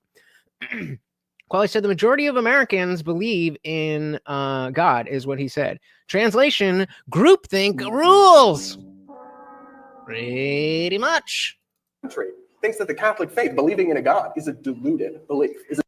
Those are rookie numbers. You got to get them up. Delusion. I don't know why. They might, should they want to have you committed? No, the majority of Americans still believe in God. Not, I don't think. Maybe not in 50 years, All right, but so today is still in the interest of the best use of this time, I'm going to have the Galileo fisticuffs happen outside. And I will point out on that point I- that they did lock up Galileo, and they locked him up for being a jerk. It had nothing to do with his stupid scientific book. Sounds like cope. I would love it if they locked Galileo up for being politically taking chances that were imprudent. But what I want to ask here on this question for a moment is, when it comes to these questions, you've said it's hard to be sure, right? You've said, Mr. Polumbo, that you're not an expert in the science. Mr. Knowles, you've brought a number of citations with varying confidence in different ones. What is your greatest source of uncertainty for each of you right now about the current growth in transgender identification, in the roots of it? And what would you most like to know that you don't know now? Well, I would just like to correct you, Leah. You've said that I've had varying degrees of confidence in the scientific studies. I have no confidence in any of them. I'm just citing them because they back up my argument. What would you actually like to see studied? I mean it, right? Like, Kudos for honesty. I think you're right that this is an issue that's been understudied because no one does a randomized controlled trial. That's true of a lot of things where we really care about the answer. So what would you most like to see studied in the scientific context that you think would help you and your opponents at the end of it have a better understanding of what's true? I would most like to see this issue studied not through biology and not through some bizarre sociology course in a gender studies department, but through anthropology and through ontology and through philosophy. Because ultimately what this comes down to, I'm happy that all the scientific studies back up my view, but I wouldn't really care even if they didn't. Because the question is, what is the human person? The claim of transgenderism, it keeps moving, but the claim basically is that one's true self has nothing to do with one's body. So one can be in body entirely a man, but at some deeper metaphysical level, one can be a woman. And so the old way we used to talk about this would be the distinction between the body and the soul. And there's been a whole lot written about the relationship between the body and the soul. The conception that has dominated for at least 2,300 years in our civilization is an idea called hylomorphism, which is that body and soul are united, and sex derives from the body and is an inseparable accident of the individual that persists and applies to the whole person. So and that's the normal person understanding, religious or not, that your body is what it is and your gender is derived from sex. That's, to me, a fascinating conversation. Maybe eyes are glazing over here in the room. But the question that we're asking here is, what is a man? What is a woman? And I am not happy with even the conservative answer, which is a woman is a womb and 2 X chromosomes. I don't know what 2 X chromosomes are. If you told me that a woman is sugar, spice, and everything nice, that to me is a much more precise description, an accurate description of what a woman is. So I'm happy to have those conversations. But I don't think that is the question. I think the question is who gets to decide. Well, you would have the government decide for everyone. And I would have people decide for themselves in their own law. Let me ask you then, Mr. Polumbo. One question the government does make a decision on that arguably is a murkier question is, when is someone legally, morally, intellectually an adult? Right. And that's something where the government cannot remain silent. We write Raise the age to 25 for everything: drinking, voting, military, tattoos, everything, driving. You got to be 25 years old. a lot of laws to draw a relatively sharp line between children and adults, even though nothing magical happens on your 18th or 21st, or for the purposes of running for Congress, I think 25th birthday. But the law has to speak. So how do you think about when the law has to draw a distinction? How do you want it to draw it? I think that 18 is an imperfect legal age of adulthood, but it's the one we have, and we should stick to it. You're either an adult or you're not. And once you're an adult, you have the full freedoms and rights and responsibilities that come with our society. And that should include living your life in a way that traditionalist conservatives don't approve of, think is wrong, think is gross, think is bad. But for minors, I think it is fair to talk about not nearly enough safeguards on this care. I question whether they can even consent to it But at I think all. I have a better sense right now from Mr. Knowles about how he would work through the anthropological question of when should the law set that limit. You say you're comfortable with the current one. Are you comfortable with 19? If the country were with you? I mean, it's inherently arbitrary. I would say it just has to be consistent. Right now, we kind of have a patchwork of things, like 21 for some things, 18 for some things, 17 for some things. I agree it will be fundamentally arbitrary. I just think it should be consistent. So it could be 18, it could be 19, it could be 21. What irks me is when it's inconsistent. Well, what I'm asking you just for a moment is there's the question of is it inconsistent with the question of is it correct? And I'm curious, what do you draw on to answer the question of is it correct? You're trying to draw them to some common number, but maybe you want that one to be right, Well, the answer there would be the the development of the brain, which is why I say 25, because a lot of things are 18 based on the pragmatic nature of how society used to work, where you turn 18 and you're out of the house, you're working, you have a family, all that stuff. But society doesn't work that way anymore, and most people under the age of 25 are not on their own, and it shows in the arrested development. Like I say all the time, you look at an 18-year-old from 1930, and you look at an 18-year-old from 2025, and it is not the same thing. And Willem said, I kind of agree with raising the age to 25 on all these things, but we should look back and see why his 18 was historically considered adult. Why is it taking longer to grow up? As I just said, people are living at home. Life is getting easier. The demand to develop skills as an adult, whether they're social or otherwise, is just not as prevalent until later. And I think it's perfectly reflected in the normalcy of the age that you live in your parents' house. I think that is a direct correlation. Yeah. Where do you get your account of the human person to decide what it means to pass into maturity? I think what we're talking about Developmental psychology. is your ability to fully understand. Oh, my bad. Shout out to Carl. I forgot to update the banner. Let's hit up KFT as our sponsor. Thank you. Your ability to inform consent to something, right? And I don't have a great way of drawing the line that's not kind of arbitrary, but you do have to draw it somewhere. I will allow Mr. Knowles the obvious. Well, Damn, those protesters are still out there. They think they're doing a thing. They ain't doing nerfing. But you do have to draw it somewhere. I will allow Mr. Knowles the obvious. Well, I don't think that one's view has to be arbitrary on this matter. I don't think my view is arbitrary. I just don't think transgenderism is true. But we're talking about age. We're talking about age. But this gets to age because for all of human history, pretty much no one has thought that the transgender idea really is true. And you don't seem to think that it really is true. It's interesting. Well, I think I view it differently. So AJ is asking why, if there's layers to being adult, 1927, 28 to 30, 40 and 50, so on, why not in the opposite direction, given puberty is in the teens? Isn't it mere now you're an adult? It depends. I mean, it depends on how we're defining adult. If we just say adult as able to reproduce, then yes, that's what puberty is the process your body goes through to be ready to be able to reproduce. But when it comes to these laws, where that's not really what we're referring to. We're referring to the ability to consent to do certain things and the ability to understand the consequences of these things. Bill said 18 was the line. 18 as a line was not until 1971 with the 26th Amendment on the right to vote. Back in the day, it was 21 for selective service. Make America great again. The transgender idea really is true, and you don't seem to think that it really is true. It's interesting. Well, I think I view it different. I have a different definition of it. But here's the inconsistency that I find in your point. You say that when you turn 18, you ought to be able to chop yourself up and put on a dress and go into a women's bathroom, and putting aside the public issues that come from that, I just wonder how it is the case that transgenderism is false for the first 18 years and then suddenly becomes true when one turns 18. And if that is not what's really happening, if it is false and your trepidation in I think Brad would say that's a straw man of his position. Exposing children to this is because it obviously is false. If it's false and harmful for children, why is it beneficial and true for adults? Shouldn't we apply an even standard across the board? Yeah, so you often said. So Quality and Difference said most of human history, people didn't believe in a Jewish god zombie whose flesh you're supposed to eat and blood you're supposed to drink either. It's funny how easily all of this could be mapped directly onto religion, but I'm doing my best to kind of put that to the side. Set this up as a dichotomy, but I think that it either has to be true for all or false for all. I think it's a false dichotomy. I think the issue is children cannot fully consent to the full consequences of a life-altering medical procedure. Right. So the fact that it's not true when you're a kid and it becomes true. It just, once you're an adult, you're allowed to live a life that's not true. That simple. These tattoos are not really my skin. But I don't, at 10 years old, I don't have the mental faculties to understand, oh, this is going to become part of me forever.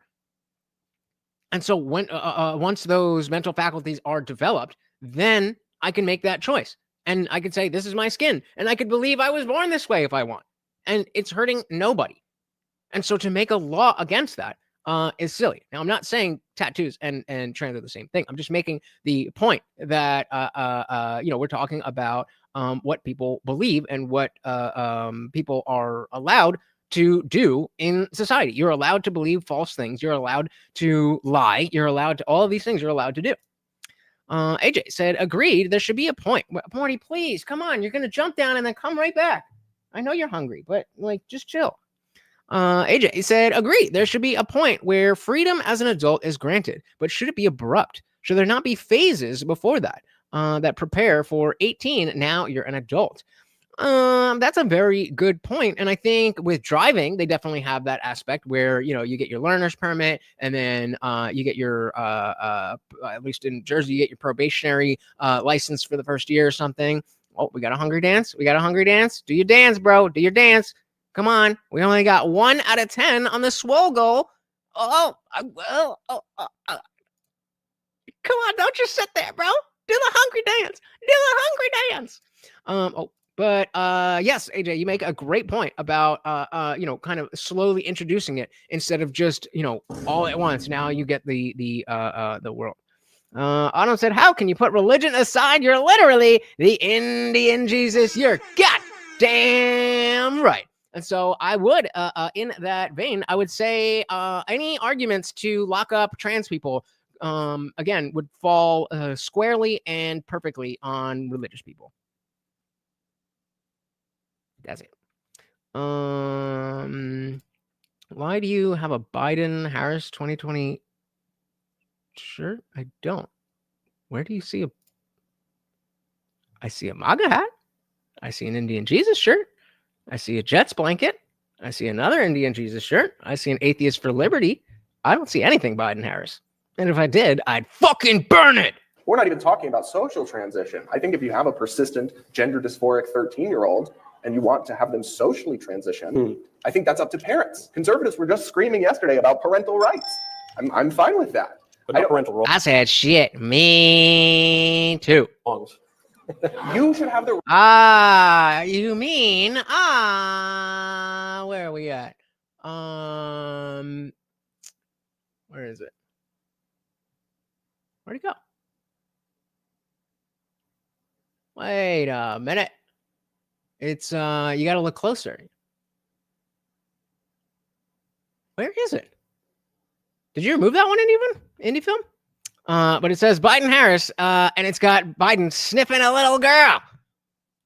Yikes. It's irony. Irony. parental rights. I'm fine with that. But no parental wrongs. You should have the right, with only very, very high exceptions in extreme cases, to parent your kids rightly or wrongly. And it's not badly or well, except for extreme cases of abuse. So I'd actually like you to draw that out for a second here, because I think the thing that we can all agree on in this room is that parents make life-altering decisions for and with their kids outside the question of gender. Mr. Knowles' choice to raise his children Catholic sets a mark on them that they may diverge, but they'll still have been raised Catholic. Hey, shout out to Indie Film with a $2 make you holler. Oh, sorry, bud. There you go. All right, you got the mic. What do you want to say?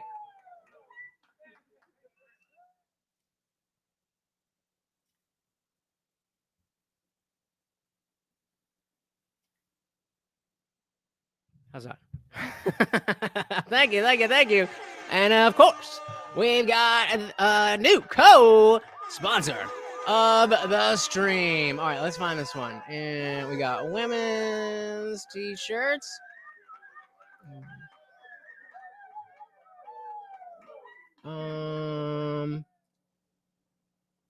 Yeah, we got the minor attracted president here.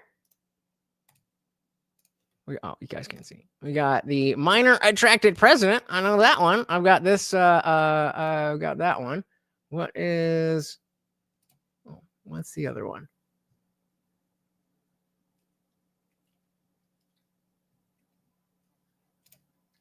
Yeah, what the Indy? What the fuck is? Oh, it's got the communist signs. There we go. Yeah. So if you want to be a communist, vote for them. Subversion. But thank you, Indie Film. Very, very, very much appreciated. Raise his children Catholic sets a mark on them that they may diverge, but they'll still have been raised Catholic in their beginnings. But you can convert. You can't undo a lot of the medical transition things. It can permanently sterilize you for life. So that's what I'm asking about a little. How are you thinking about what a parent can and cannot consent to on behalf of their child? I think the same way a parent cannot consent to sex on behalf of their child. There's obviously a level of physical maturity you have to reach before you can make potentially life-altering decisions about your body. And so something like raising your kids Catholic, well, if your kid grows up and wants to become Jewish or an atheist, they can't undo a bottom surgery, right? Which is clearly why trans as an ideology is infinitely worse than religion. But on its principle of how do we know, and people believe it, and it falls for the same. It has the same problems. Not really. So that's why I draw that distinction. And I would just say, to Michael's point, that it either has to be true for everyone or false for everyone. First off, we're talking about the government as an arbiter of truth or not. But also, we can have different standards for kids and adults. You can't get a tattoo as a child. You can't drink. You can't buy a gun. You can't go to our movie. You can have different. You can't take hormones if your parents wear you're too short as a child. And I'm curious whether you think that's something parents should consent to. What? Are you kidding me? That was an option. Doctors will give you growth hormones if you're projected to be short enough that they worry it will impact your quality of life. Yeah, I think there's a very different and it's permanent. It's not undoable. Between that, the child and, for can example, kind of only guess so much what it's like. Precocious puberty, right? When sometimes you'll have a rare case where a 7-year-old will start going through puberty. So I want to unpack the difference between these two. Precocious puberty is slowing down something that will happen. Right. Choosing to give your child growth hormones is triggering a permanent change that cannot be undone. Do you think parents should be able to consult to growth hormones on behalf of their child when they're told their child will be very short? It's a choice parents make across the country. I would say there's not going to be like life-altering harm and consequences for it. Yes. But I mean, the difference is like if you go through gender transition as a minor and never go through your natal sex as puberty, you often lose fertility for life. That's not quite the same thing as being a few inches taller or not. Interestingly, the pitch is often, in some sense, about preserving future fertility insofar as the doctor worries being too short will inhibit your ability to find a spouse. Well, that's a whole other issue. Yep, equality, forever a hobbit, forever a little tiny man. Except where it counts. Yeah, I mean... Mr. Knowles, I want to ask you the question that you aren't going to get asked by Mr. Polumbo because you're debating him rather than Ms. McCloskey. People report, and you disagree, that they have a different anthropology than you. They don't agree with your description of the soul. And what they say is, I see my child, I see them light up when they get to dress in the way they want. I see them, feel more comfortable. Even aside from those longer term questions, how can I as a parent be so sure when you tell me that when I see my child feel more comfortable, they're wrong and I'm wrong, when in anything else, if they signed up for Little League and it really fit for them, I would go with it, I would explore it. And you're Have you ever seen a child go to the dentist and have some type of routine surgery where they get laughing gas? I bet they lit up then too, but that doesn't mean that you give your child drugs. Right? The answer here is not. So here we are again playing the other side of this, because what I'm not here to do, and what I'm not bringing you guys here to do, is make the argument that trans is bad. That's not what we're doing. What we're doing is talking about breaking down the discussions, breaking down the arguments to see what works and what doesn't, and what should be brought into the future. You feel what I'm saying? Yes, children light up when you dress them as a girl because you are praising them. Yup. So how do you answer that sense of a parent's sense of their own child and that particular child's? I mean, to be fair, there are definitely kids who, just play around with girls' toys or dresses or whatever, but it's just part of normal childhood exploration. It doesn't mean anything in terms of, oh, that's a trans, he wore a dress. Oh my God, he played with a Barbie. Like that's it even without the praise. It's still just normal childhood experimentation. Response to a transgender, feeling. I think this point by the phantom of Professor McCloskey is a very good one, because it would seem to me that what transgenderism is proposing is an anthropology. It's an idea about what human nature is. And so if it is true, then it is true for children. And I'm not using this to suggest we get rid of transing the kids. Ultimately, I think that, of course. But if it's true, then it would seem to me very cruel to prevent a child from transitioning, especially before puberty. Because if you can suppress a child's puberty, and then you can put them on cross-sex hormones, and then you can have the little boy look more like a little girl, he is going to much more successfully pass as the opposite sex. Sure, but you would have to know for a fact that the child would want to be trans forever. If you do that, then yes, you'd be correct. But because it's unfalsifiable, as Bill was saying, that is that's not a thing. So you can't be sure of these things. And so what you're saying is, well, it might be good, so we should do it. Or you're saying, Michael Knowles is saying that the parents of the trans kids are saying, well, maybe, so let's gamble. If it wasn't a gamble, then it wouldn't be an issue. The reason it's an issue is because it's a gamble. It's because you don't know. Bill said, feminine males are still males. Masculine females are still females. I don't know why we think stereotypes determine identity. Because they're racist. The Democrats are racist and sexist. That's why. Let's normalize stereotyping again in the name of intersectionality and DEI. You got it. You got it. Any film said praise and reinforcement for transgenderism drops to 0, then transgenderism in children drops to 0. Bingo. Yup. Yup. Than if he were to be put on these kinds of hormones and have these procedures much later. It would be much more expensive. It would be much more painful. And so if transgenderism is true, then I think we have to trans the kids. Now, but again, those are two different things. Whether it is true for people, whether it is the case that someone could potentially have their life improved by transing themselves, is a different question than whether this child will be benefited by transing them. it so happens that transgenderism is not true. And there are people who are in all various states of anxiety and depression and suicidality even, who have fallen into this confusion of transgenderism later on. And so just as I think it would be wrong to lead children who are behaving in an irrational way down this path, I think it would be quite wrong to do that to adults as well. Mr. Polumbo has... Agreed. Shout out to Soundwave Surfer. Welcome, welcome, welcome. So you shouldn't have added the protective custody option. That feels like an out to actually having to answer the question. I kind of agree. I just felt like it would be too easy to just put men and women. Everybody was going to say men. But you know, usually when I put the question, like, well, you need another option. And then when I put another option, say, oh, you gave too many options. I can never win. Just kidding. Welcome to the party. Michael Knowles, a good one. Who are behaving in an irrational way down this path. I think it would be quite wrong to do that to adults as well. Mr. Polumbo has conceded the point that at the extremes of anorexia, it would be fine to force feed somebody or force somebody into hospitalization. Mr. Polumbo has made the point that someone suffering body identity disorder would not be able to even to get this sort of a surgery to remove a limb. What doctor in his right mind would do it? I will point out there are doctors today removing the healthy breasts of 14-year-old girls. So I think you can find a lot of quacks out there. In fact, there have been quacks who have performed this surgery, but none of us, I think, believes that we ought to chop off the healthy limbs of these very mentally ill people. So I just don't see why we wouldn't apply that down the line. Professor McCloskey's position is a consistent position, and it's consistently wrong. And I think that if we're going to be right here, we have to be consistently right. To Brad's point that he keeps saying, why would you want the government to do this? Why would you trust the government? I've said it before, I suppose I'll say it again. In the United States, we are the government. Even with all the corruption, we are the government. And if we surrender our capacity for reason and moral conscience, if we really say that we can't know the difference between true and false and right and wrong, then we're surrendering self-government. This is what John Adams meant when he said the Constitution's built for a moral and religious people. That wasn't soft soap and a nice platitude. He's saying that's how self-government works. If we surrender that, we lose the American project. Mr. Polumbo, I do want to ask you the same question. What would you say to a parent who says, I want to take care of my child? Everything I see in my child's behavior, not just in what they tell me, but in the way they act when I address them one way or the other, when I put them with one group of kids or the other, tells me they're happier this way and uncomfortable the other. But you say, I can't do this till they're 18. Why? Well, So before we get to that, Bill said that's another issue. The rate of compounding mental health issues is disproportionately high in this group, meaning it's almost never just dysphoria.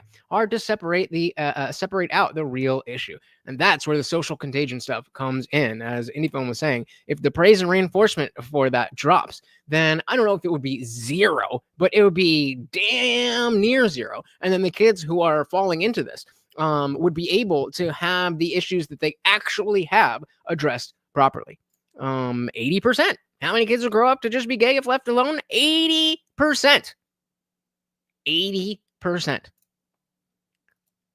Tells me they're happier this way and uncomfortable the other. But you say, I can't do this till they're 18. Quality said, did he really just say we are the government? So we decided to invade Iraq? I certainly didn't. Why? well, to clarify, I am okay with them socially transitioning. But I think you know that that's not always where people want to stop. I agree. Right? But So in terms of what would medical you say to transition, that parent? The reason that that is not appropriate Mhm. is that child is too young to really consent to the life-altering possibilities of that, but 2, going through puberty of your natal sex. You all right, guy? We okay? Some people were transitioning to the front rows, and so the security got a little worried about that. Okay. I'll just stay.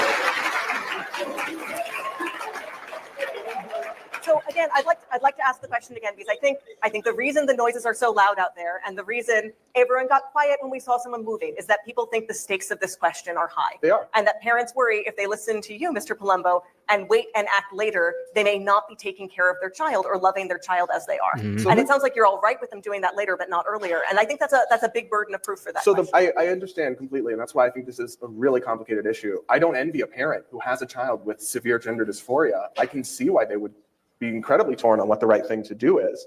Especially when they're being told you can have a trans child or a dead child. Like, God damn. But what I will say is that it's actually the process of going through puberty as your natal sex that often causes. Which, can we just stop for a second? And whenever this comes up, it seems to too easily go by the wayside to discuss puberty is fucking weird for everyone.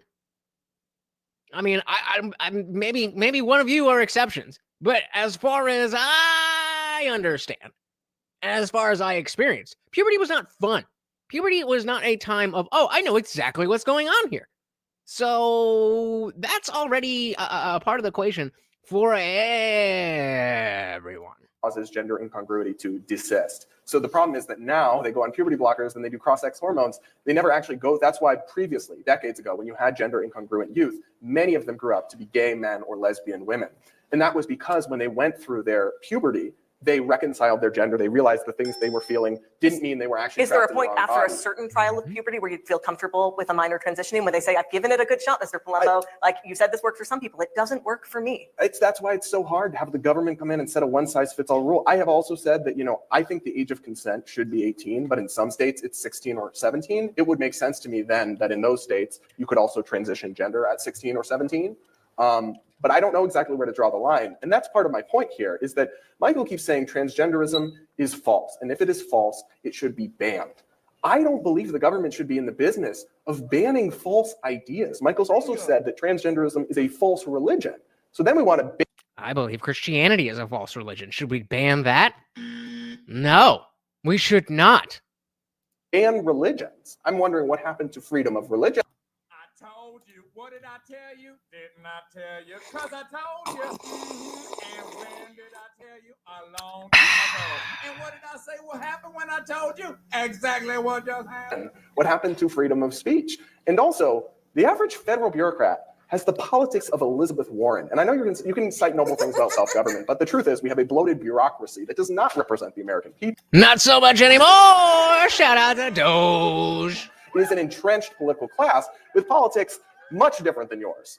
So the idea that we're going to make that government the arbiter of what ideas are true and false and ban or eradicate some ideas as a result of that seems to me not just a bad idea on principle, but incredibly short-sighted for people from your background and worldview and values. Mr. Knowles, how do you think you would fare under a government that has the reach and intimacy that you are advocating for? I think And this does bring up the same topic of, doing things with the government. Would you be okay with the other side doing the same thing? Because if you are willing to ban transgenderism, I think we're at a point where there's more people who could be on board with banning Christianity than you think. And nobody wants that, even the atheist.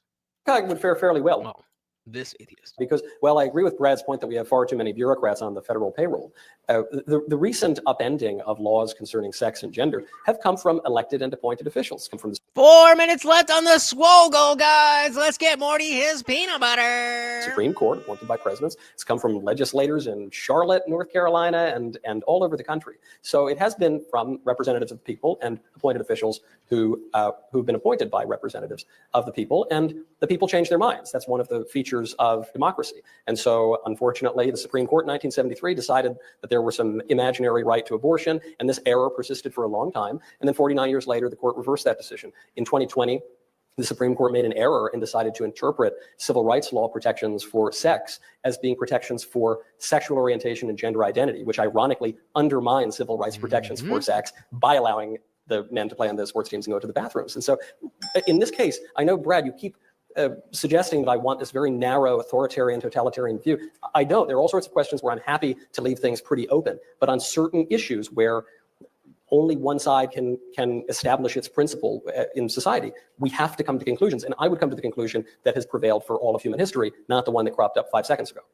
But I think that goes back to Brad's point about a false dichotomy. Either we have everybody is trans or nobody can. I don't think that's the way that it needs to be. I think, they've used the word pluralism a lot in this debate. Some people can like a thing and some people cannot like a thing. And the best way to have a societal taboo against shit that we don't like is to allow it to fester and people come to it on their own.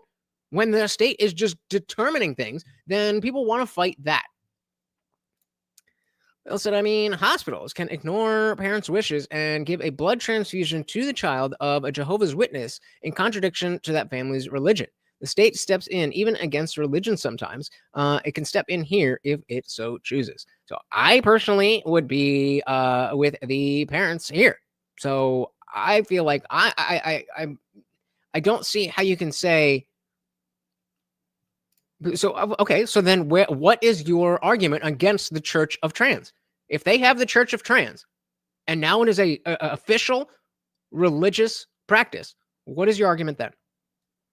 There's absolutely nothing nothing stopping them, and it's actually kind of surprising that they haven't done it yet. I want to push a little on what pressing on these questions and these distinctions means for kind of the stability of our democracy. Yep. Because it's one thing when it's a republic. Losing power means, losing a little bit of ground on some parts of your agenda. The tax rates are set differently, more or fewer oil wells are drilled. And another thing when laws kind of seesaw wildly between administrations. Yep. That we have the kind of the gag rule on abortion is one example of a law that just gets flipped on and off every time the administration changes, and it feels like more and more laws are in that all or nothing executive order thing. It seems to me that makes every election feel apocalyptic. Yes. We get more of the Flight 93 talk, right? How do you see Late 93? Right? If people is that a 9/11 reference? Losing an election means losing ground, possibly permanently. It doesn't seem we can live alongside each other at all. We've already lost faith in democracy, kind of regardless of where we draw the line when we're in power. Bill said that point was they ignore the religious practice to protect the child. They can ignore the parent to protect the child, and that's fair. I understand what you're saying, but I'm just you're bringing up the religious thing again, and I just didn't get an answer on it before. So what would your position be if the Church of Trans was erected and they said that the transition is a practice? You would just say no. Not very First Amendment of you. Such an important point, and because you're okay with them chopping up kids' dicks in a certain way. Reason that you've seen this kind of radical polarization where now we go topsy-turvy every election is every election that we're able to win, for that matter. Sometimes the Democrats rule for a long time. Not anymore! The reason for that is because we no longer have shared norms and standards. And so the very thing that I am arguing is a solution to this problem. The reason that it's not, though. In the same way that, just everybody be Christian is not a solution. This is also not a solution. Norms and standards have broken down is because half a century ago, leftist activists decided to upend our standards and norms in our culture, to say that having any standards or norms at all would be authoritarian and anti-American. And so what happened was the left pushed their radical new standards. In the 1950s, the 1940s, you could read the Bible in schools. You could not read pornography in schools. Today, you cannot read the Bible in schools. You can, and in some cases, are assigned to read pornography in schools. It's not a battle of more freedom or less freedom. It's a battle of what standards are we going to have, what taboos are we going to have. And so what happened, especially in the 60s, is the left knocked down all of the old standards. They insisted upon their standards in their place, and the conservatives lost the ability to even speak about standards, to even speak about the good, the true, and the beautiful, the common good, what's true and false. And as a result, the left has totally upended things. But I think if we can reassert a sensible vision, then things will go less topsy-turvy. I'm going to indulge my nerdry for 1 second, then pose a last question to you two, then we'll take questions from the audience. Ms. Knowles, do you really think this is a question of the left pushing, or more of what Alistair McIntyre describes as just the losing, for many people, including conservatives, of a sense of where order comes from, until we don't have a language to speak together? Not one side putting forward new norms, but all sides nearly losing touch with what gives rise to their norms that they learned kind of habitually from their community without learning them from the roots up. Well, we're going to have to go back on that one, but shout out to IndieFilm. Thank you for the $5 make you holla. And of course, a treat for Morty. Thank you so very, very much. Out sponsoring yourself. and KFT is no more. Thank you very, very much, sir. Let's dive right back in. I'm actually going to slow this down a little bit while she's asking this question. Things will go less I'm topsy going to indulge my All right, nerd let's try this again. for 1 second, then pose a last question to you two, then we'll take questions from the audience. Mr. Knowles, do you really think this is a question of the left pushing or more of what Alistair McIntyre describes as just the losing, for many people, including conservatives, of a sense of where order comes from? A losing of a sense of where order comes from. So is it more of the left pushing just this bad idea, or is it more of a matter of us not having a fundamental agreement on values? And I would argue that it is the latter causing the former. The fact that we don't have these shared values is why the left is pushing these things. So both. Excuse me. Bill says, so if they make trans a religion, it would not mean the state could not protect the child from that religious belief as they can with blood transfusion in the context of being a Jehovah's Witness. And that's a fair position. Again, I was just asking. But I wonder, how... Sorry. I wonder how well that would play out. Because I think a lot of people want religious freedom, and I think in the case of blood transfusion, this is an actively imminent life or death situation. And I think the political argument definitely could be made that, okay, you can stomp on my religious rights to save the life of my child, but not because you don't like the religion. So you would have to make the argument that the child, transing a child, is imminently causing harm to their ability to live. And I mean, it definitely ain't fun, and it definitely ain't good. But I don't necessarily think that even with a super high self-deletion rate, that it meets that the same threshold that you're talking about with the Jehovah's Witness. Describes it's just the losing, for many people, including conservatives, of a sense of where order comes from till we don't have a language to speak together. Not one side putting forward new norms, but all sides nearly losing touch with what gives rise to their norms that they learn kind of habitually from their community without learning them from the roots up. And so he and many other Christians will say, well, yeah, of course, we need to go back to Jesus. So we need to get back to Christianity. But the problem is that that's not realistic. That's not realistic. That's not going to happen. And so if the goal is shared values and Christianity had its turn, then we need to evolve beyond mere Christianity. We need to have a secular moral structure that mirrors what we like about the religious moral structure. Well, I think you're blaming just one side here, and I don't know that I believe you on that. No, I blame both of those things, but I think one is a consequence of the other. If not entirely a consequence, largely a consequence. That's what Why are people not in touch with the basis of order and truth? Because they don't believe in God anymore. Might it have something to do with the fact that left-wing activists booted the Bible out of schools? Why is it that people don't have a solid formation? Yeah, you can't have morals, you can't have principles without this one particular book. Before it was invented, before it was written, people were just out here. Oh, wait, no, there was civilization before the book. So it must be that people can be moral and have some system of shared values without the Bible.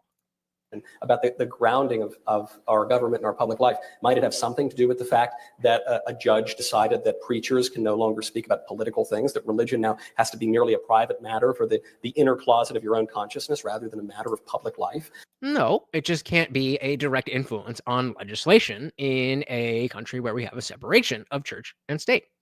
Hey, Jaden with the merch.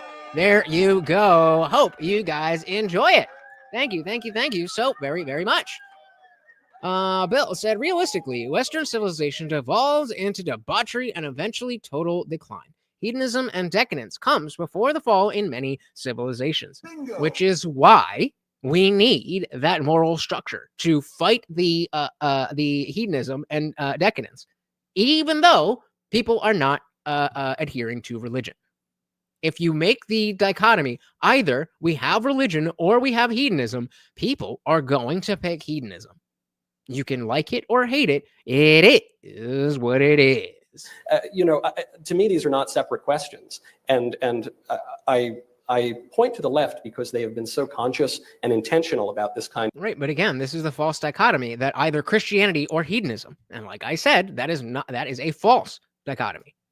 And I point to the left because they have been so conscious and intentional about this kind of a strategy, and because feckless conservatives bought on with the logic. There's a line from William F. Buckley Jr., who's very important to this organization, that I always come back to from God and Man at Yale. And he was quoting a liberal, actually, who said it. And he said, skepticism has utility. Prove it.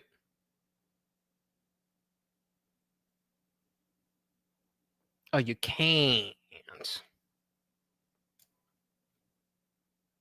How do you know that? What is it what information have you gotten that lets you know where human values and intelligence will be in the future? Or are you saying that you don't know what the answer is? Because those are two very different positions. Are you actually claiming that you know for sure that nothing will happen beyond Christianity towards shared values? There's either Christianity or nothing. Is that your position? History says it isn't false. Yep, but they also said that slavery was A-okay until it wasn't. Just like our civilization is very, very, very, very, very, well, actually already was very strictly based on Christianity, and now it's not. Okay, so the question was, how do you know what will happen in the future? Again, they had 10,000 years of slavery. These are not good arguments. And so, again, I don't necessarily, I mean, fair enough, but I don't, so this is the whole point, that I may or may not agree with your bottom line. But if you can't articulate it to even me who agrees with you, what hope do you have to convince anybody of anything? Only when it leads to conviction. It's nice to have a big open society, but sometimes people's minds are so open that their brains fall out. A poem is beautiful because of its limits and its constraints. We are limited beings, and so we can't be all things to all people, because then we're not anything to anyone. Can I just hop Yes, in you and may. say I something? give him a bit of time there, yes. Yeah. So you say that you want the truth, the freedom to speak the truth and the good and the beautiful and everything else. But at the same time, I mean, you'd toss up and rip up the First Amendment to stop drag queens from reading books to kids. The First Amendment doesn't protect that. It does. It doesn't. The First Amendment. Wait, what did he say? Beautiful and everything else. But at the same time, I mean, you'd toss up and rip up the First Amendment to stop drag queens from reading books to kids. Oh, it The First absolutely Amendment is doesn't protect covered. that. It does. Absolutely it does. The What? First Amendment. What? Bro, you don't have to like drag queens in order to interpret the fact that free speech is included in people who are wearing dresses, even though they have a dick. What are you talking about, bro? What are you talking about, bro? From reading books to kids. The First Amendment doesn't protect that. It does. It doesn't. The First Amendment from the beginning of our country has not protected whole scores of speech. Obscenity, notably in It this is case. not obscene. If it's so, first of all, you could ban all sexual performances, drag or not, from having minors, and I would support that. But to have a fully clothed, So you'll shred the First Amendment? no, that is obscenity. There's a very okay. clear standard of Great. what obscenity I'm glad is, we and agree. a fully clothed person, not who is simply dressed in the attire of the other gender and wearing makeup, reading books to children, is protected by the. That doesn't mean you have to like it, but it is okay. Well, the certainly depends on the book, but the obviously the point they're making is the drag queen. So good point. Good so it definitely depends on the book, but then exactly, it's not about the drag queen. If they're fully clothed, just in clothes that are typically associated with the opposite gender, that is absolutely covered by the First Amendment. That's not a question. That is a fact. Shout out to Bryson. Welcome to the party. Do unto others as you would have to yourself. That's just through observation and experiences in life.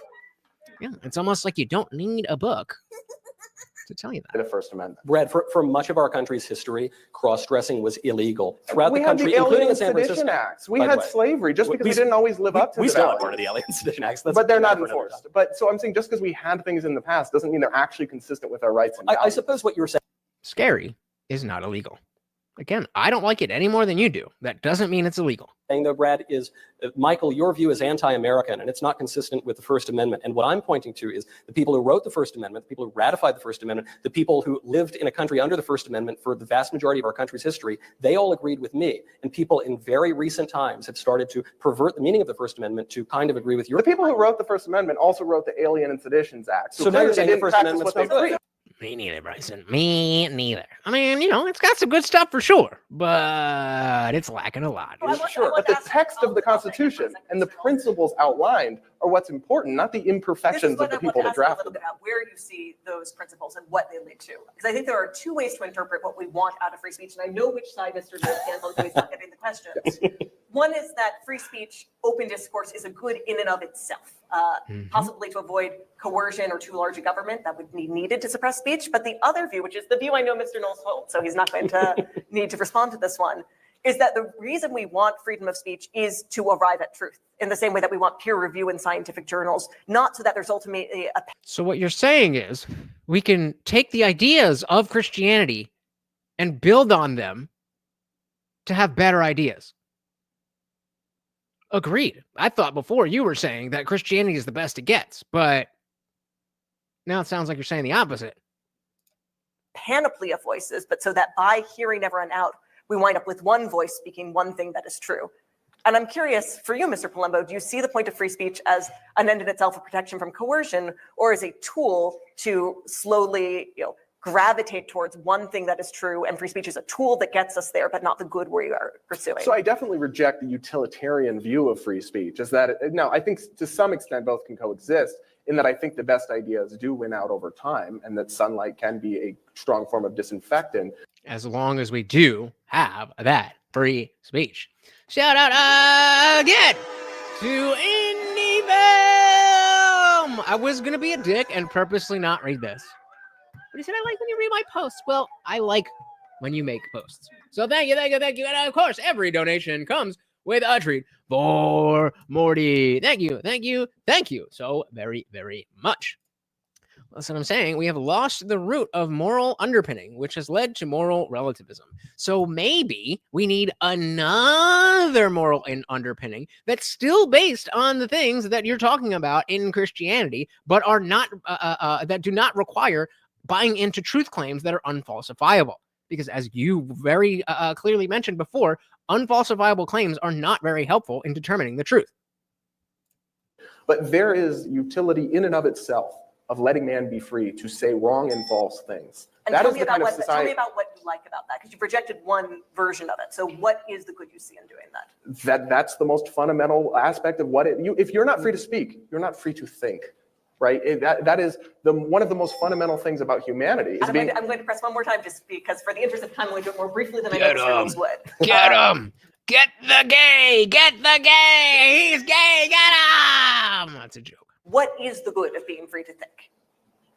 To explore and find the best ideas in part, but also to fulfill the human experience. That's what life is learning and making your way through the world and deciding what you believe. And if you're not free to think and you're not free to speak, you're not able to do that. So it's like the idea of, for example, coerced morality isn't really morality, right? Because if people are doing the right thing or believing that, for example, like everyone's very loyal to Kim Jong-un in North Korea, but there's not actually. This is a common point that that Jordan Peterson makes, that if you are unable to commit bad acts, then you don't get credit for being a moral person. You have to have the ability to do wrong and choose not to before you get that credit. Whereas instead, free speech isn't free speech when it's limited. Appropriate speech is something different than free speech. Sure? And if Ellen said not to be a nitpicker, but why is she behind a white wall instead of the same wall the others are behind? It's very distracting. Yeah. It seems like two different like panels with the thing, and like they easily could have just put them together. If we get a wide shot and it's like it ends right here on either side, you can already see this one is at least 3 so this one's closer, so you can see it's 3 deep on this one at least. So this one's got to be 3 deep at least on this side. So if they put them together, probably will be better. actually much value in that loyalty because it's done at the threat of death. Lot of value for Kim Jong Un. All right, at this point, And you would like to be Kim Jong Un. Do you? I don't think I would. I don't. On the narrow issue I wouldn't look of as good. Got I don't think. I have more questions, but since I am not Kim Jong Un, I will not get hired and use the time for questions. I want to look a little at the eyes because we have a mic over in the corner. Is the plan for Bill to approach the mic? All right, guys, we are headed into the Q&A. We are past the 2-hour mark. So if you would like to keep the party raging, you know how to do it. Just to check, since it's just tucked in the corner. I want to remind people that the best way of asking your question is to have it formed very clearly in your mind before you step up to give other people the best chance of also asking theirs. Questions should be 3 to 5 sentences, brief to the point. It's always so annoying when these people go up and like, well, so here's my life story. And I thought about this, that, and that. And one time you said this. So I'm wondering if this, like, get to the fucking point. Because I want as many voices to be heard here as possible. So questions from the body. Okay, cool. Hey, thanks for coming, guys. I've been a fan of both of you for a long time, mostly Brad, though. Hey, there's one. We got one. The reason I'm a libertarian is because government is inherently a monopoly on violence that will always. Shout out to Bill. Thank you so very, very much for the conversation. This is what we are here for. You have a fantastic night, sir. So the reason I'm a libertarian is because government is inherently a monopoly on violence that will always further accumulate more wealth and power no matter what you do. So having said that, my question is from Michael. As the size of government has grown, so has the acceptance of why we're not seeing likes on super chats, especially if you're not giving money. Alternative or degenerate lifestyles on a systemic scale. Culture and the legal system reflect this. How can you recognize this fact while believing that simply using the state to fight this behavior in the legal system will lead to the necessary cultural change to eradicate it from public life? Basically, Prohibition don't work. Shout out to indie film again! Again! Oh my God, $10 making me holler. So I bet 90% of questions are nonsensical. The rest of them are gonna have to suck if that's the case, because this is a good question. If again, he's basically making the libertarian argument that prohibition does not work. Behavior in the legal system will lead to the necessary cultural change to eradicate it from public life. Well, the government hasn't just grown. I guess that's the misconception at the Thank heart. you again. Yes, obviously, we're a much bigger country now, 330 million people. The federal government is much more powerful than it was some 200 years ago. Not anymore. But in other ways, the government has weakened. In other ways, the ability of local governments to control their own communities and set standards, that's weakened considerably. The ability of school boards to set curricula now is quite controversial. The rights of states have completely gone away. The states essentially have no real power anymore if they ever disagree with the federal government. So once again, I don't think this is an issue just of government getting really big or government getting really small. That's not what the question was. The question was, if you're using the government to do this, what reason do you have to think that it is going to be successful? Conservatives have never supported small government. It's not possible for a country of 330 million people with a global empire to have a small government. What we can have is a limited government. So we want government to be within its natural and proper limits. Where the fuck did everybody go? When we're talking about the limits of the government, especially in a self-government such as ours, we have this question: do we have the political right to set certain standards? Are our rights merely the individual licenses to pursue whatever delusional and depraved sexual identities that we want to pursue, or any other kind of fantastical ideas? Or do we kind of, bro? Kind of. Yeah. Have an exalted freedom that will suppress some of our lower appetites, but will give us a flourishing community? That latter idea was the idea that has animated our country, that made our country. Right, but again, you're talking around the question. We agree that we want to have we want to end up in the same place. The questioner's question was what reason do you have to think that doing this through the law is going to be successful? Not is it good? Not do we want it?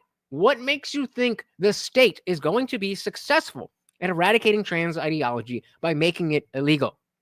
will give us a flourishing community. That latter idea was the idea that has animated our country, that made our country great, that made our whole civilization great. As we've lost that, the government's gotten all out of whack, as you described, and the country's gone to pot. That was an admirably concise question. I'd ask you both to kind of imitate questioners in That was a less admirably concise answer. a little Yeah. bit. Just to get as many as possible. We'll go to the next one. I'll throw a dichotomy as we go. America just you, is too pal. large Just to be me and justly you. governed, yes or no? Just me and you, America bro. is Just not too me large and to be you. justly governed. There have been plenty of empires that have been justly governed. Dichotomy. Well, I'd suggest we should maybe be doing a little bit less of the worldwide empire part. Fair enough. Sure. But also, I would say it is too large to be governed by one large federal government, and that's why That's all right, brother. Even if it's just you, I'm going to put on the best show I got.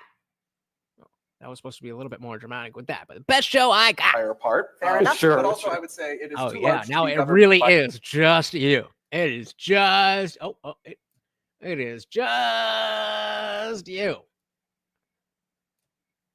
Best show I can do. Doing a little bit less of the worldwide empire part. Fair enough. Sure. But also, I would say it is too large to be governed by one large federal government, and that's why it should be decentralized as much as possible. Next question from the students. Thank you guys Oh, both we for got coming. somebody As else. an There we aspiring go. journalist, political content creator, you guys have been keeping me busy over the last couple of weeks. I appreciate that.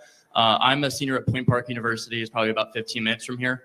The school made headlines last year for their implemented pronoun mandate, saying that if students told you what their pronouns are and you didn't abide by that, that you can get in trouble through administration. It being a Whoa, that's extreme. private university, how do you recommend not only fighting back against that rule, but having students who are mainly liberal on that campus kind of see your side of that argument? I mean, I would hope that Michael's answer is don't go to that school. Don't go to that school because if it's a private school, they have every right to say whatever the fuck they want and make whatever rules they want. So just don't go there. The university is obviously very liberal, and so they probably buy into all sorts of student governance kind of silly policies. So you could try to get some power and wield it that way. But as you point out, it's a school. It has the right to set its own standards, especially as a private university. It You're talking about on the other debater? can do that. And so ultimately, if you can't persuade the administration to do it, you might have to seek out a community that's more reasonable and that very likely will provide you with a better education if the school that you're attending doesn't know the difference between men and women. Yeah, I think I agree with Michael. Got him. I When they're a private school, told they can you. have stupid anti-free speech policies if they want, but I think you should transfer. I told you, didn't I tell you? Didn't I tell you? 'Cause I told you. And when did I tell you? A long time ago. And what did Yeah, so we got Brad Polumbo.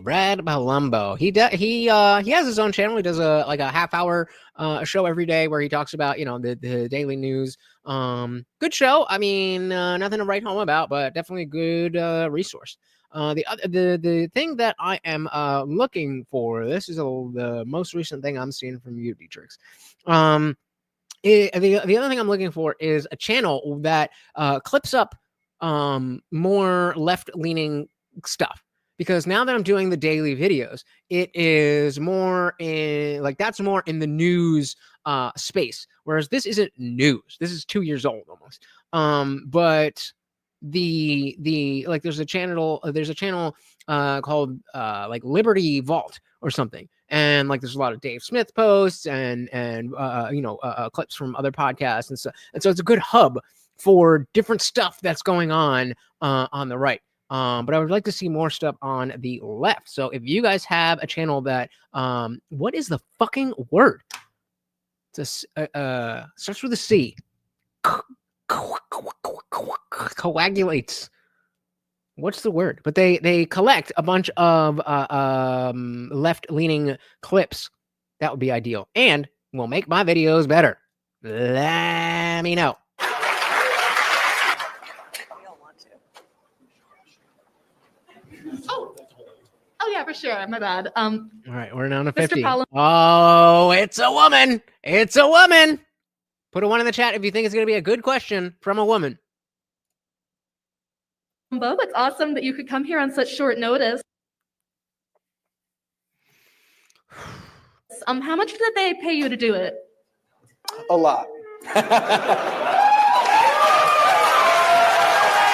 You guys are getting paid? Sorry, I I can't get a dollar One amount. question per participant. Yeah, sorry, that's your question. Leah, could I have a follow-up though? Could I have a follow-up? Oh, Are you getting paid more than me? I'm getting 1,000. You guys are getting paid? Because we have to talk about this afterward. This is. I'll go. so okay, that's so we're two good questions, one bad question. So you might be on point. All right. Hi, I'd like to say thank you so much to Michael, for coming out. It's been a real pleasure hearing you speak. My question actually goes to both of you, though. So I know with you, Brad, you argued about with the age of 18, that's kind of the accepted limit of when someone becomes an adult. And then you said that's when they should be allowed to, go through gender reassignment surgery. My question is, at what age what age should we define as when one becomes an adult? And should it then be allowed 25 to ban this type of surgery up until that age, or just ban it entirely? Certainly, we can have an age to buy cigarettes, which they unfortunately raised recently. Now it's 21 to even buy a cigar. Unfortunately? Why is that unfortunate? What do you mean it won't let you look at Discord? Can somebody else check if there's an issue with Discord, please? That is a issue if it is. Yeah, if somebody could look at Discord, that would very, very, very be much appreciated. We can have an age to buy cigarettes, which they unfortunately raised recently. Now it's 21 to even buy a cigar. But, you could be 18 to do this, 21 to do that, or the other thing. But more importantly, even once one reaches those ages of maturity, the question is, can certain behaviors be banned? And the answer I see you typing. For all of American history, including there today, you go. Dietrich said, I actually have a really good argument that has to deal with my power as a medic regarding the law that I think would throw an interesting wrench you might enjoy if you'll have me. Well, you know what, sir? I absolutely will. Come on through. Come on through. Is yes, even if these are not issues that directly affect somebody else, yes, they can. Destructive, harmful behaviors can be outlawed. That's why we have laws against heroin and lots of other drugs. That's why we have laws against suicide, still in most states in this country. I don't think there should be any laws against suicide. I don't think there should be any government things to help suicide, but I don't think it should be illegal. And that's why we have had laws and ordinances against the kind of transgender transition and surgery. Nope. Any film 25 across the board. Make the argument. Why would it be different for let's just take driving, cigarettes, alcohol, and voting. Those are four different things. What about any of those things? And I can hear the argument. There is a good argument, but at least for one of them, or at least for two of them, what would be the argument that there should be a different age for any one of these things, driving, cigarettes, alcohol, or voting? Why would any one of those have a different age? If you and I both agree in general, the age of adulthood should be 25. What about these four things?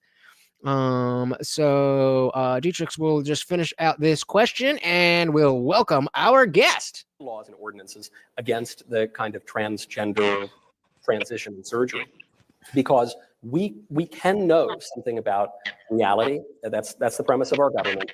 And we can know that even adults sometimes fall into very destructive habits. And because we're all living together in society, if enough people fall into something like the addiction of heroin, then we won't have a true liberty in this country. We'll have merely licentiousness, which is really just a form of slavery. So we can do that. We have done that for most of American history. And that remains very much still a possibility in America unless the libertines get their way. I don't know about all that. Welcome, Dietrich, to the party. How are you doing, sir? Good. How about yourself, man? Not too bad.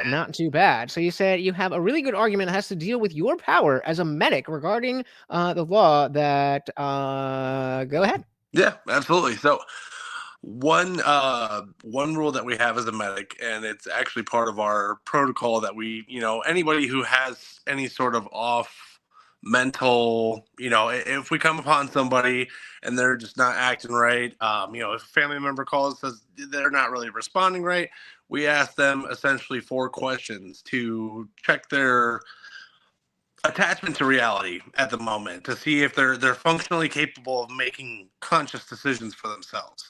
And these things they're pretty simple, like how many quarters make a dollar? What year is it? Who is, the current president? Things like that. I don't know if an average Gen Z can even answer that. True. Yeah, we take a lot of them. No, but when it comes to it, my argument that I was thinking of when we were talking about the whole, there's no real reason for a law to take over control of trans rights, or affect trans people with a different degree of law than anybody else, regarding their lifestyle, how they want to do that. Agreed. But the thing is that if we ask you those questions and, I'm like, how many quarters make a dollar? And you're like, potatoes. Who's the current president?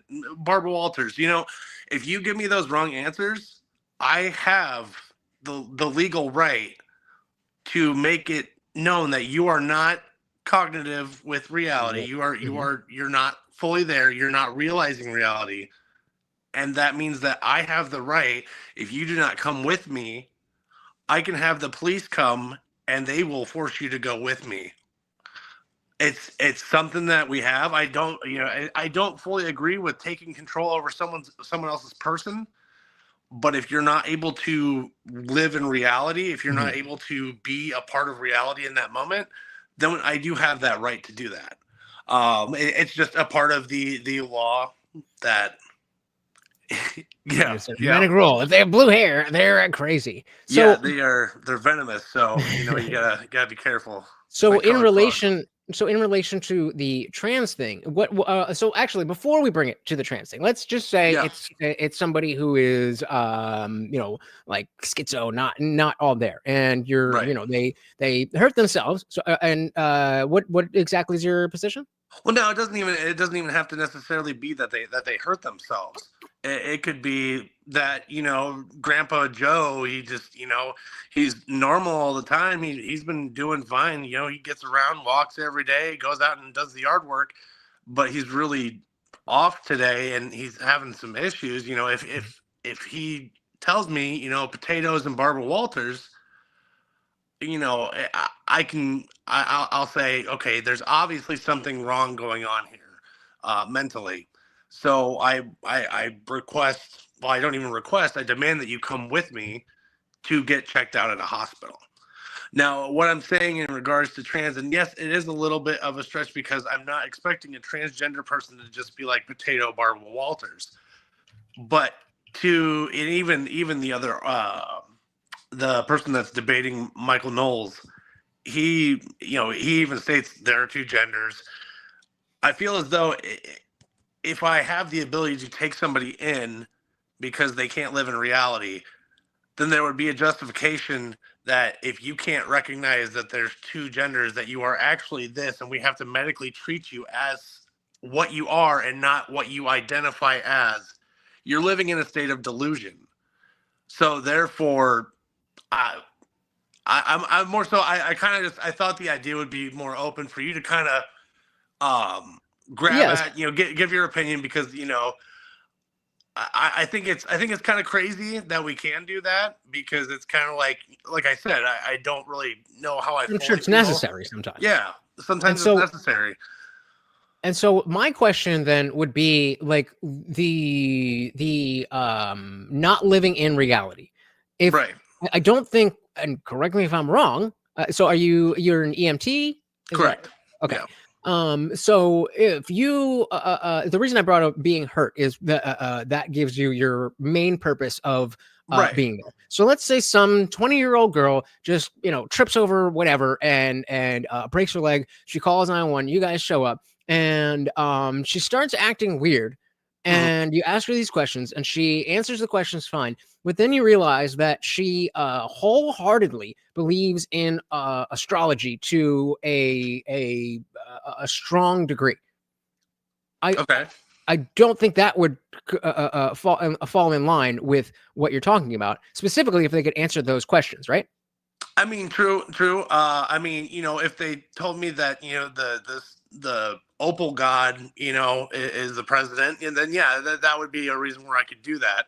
So let's say, so let's say they but- answer the 4 questions. The 4 Yeah. questions, they answer those properly, but they're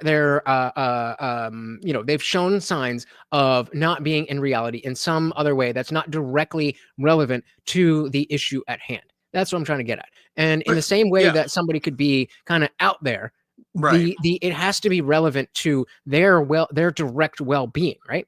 It can't be just like, oh, this guy's crazy. That or others, and that's Or kind others, of where yeah. I was coming from at the point is that, we discussed the fear of someone getting hurt, the fear of someone getting hurt. Well, if you're thinking that, well, if my child is,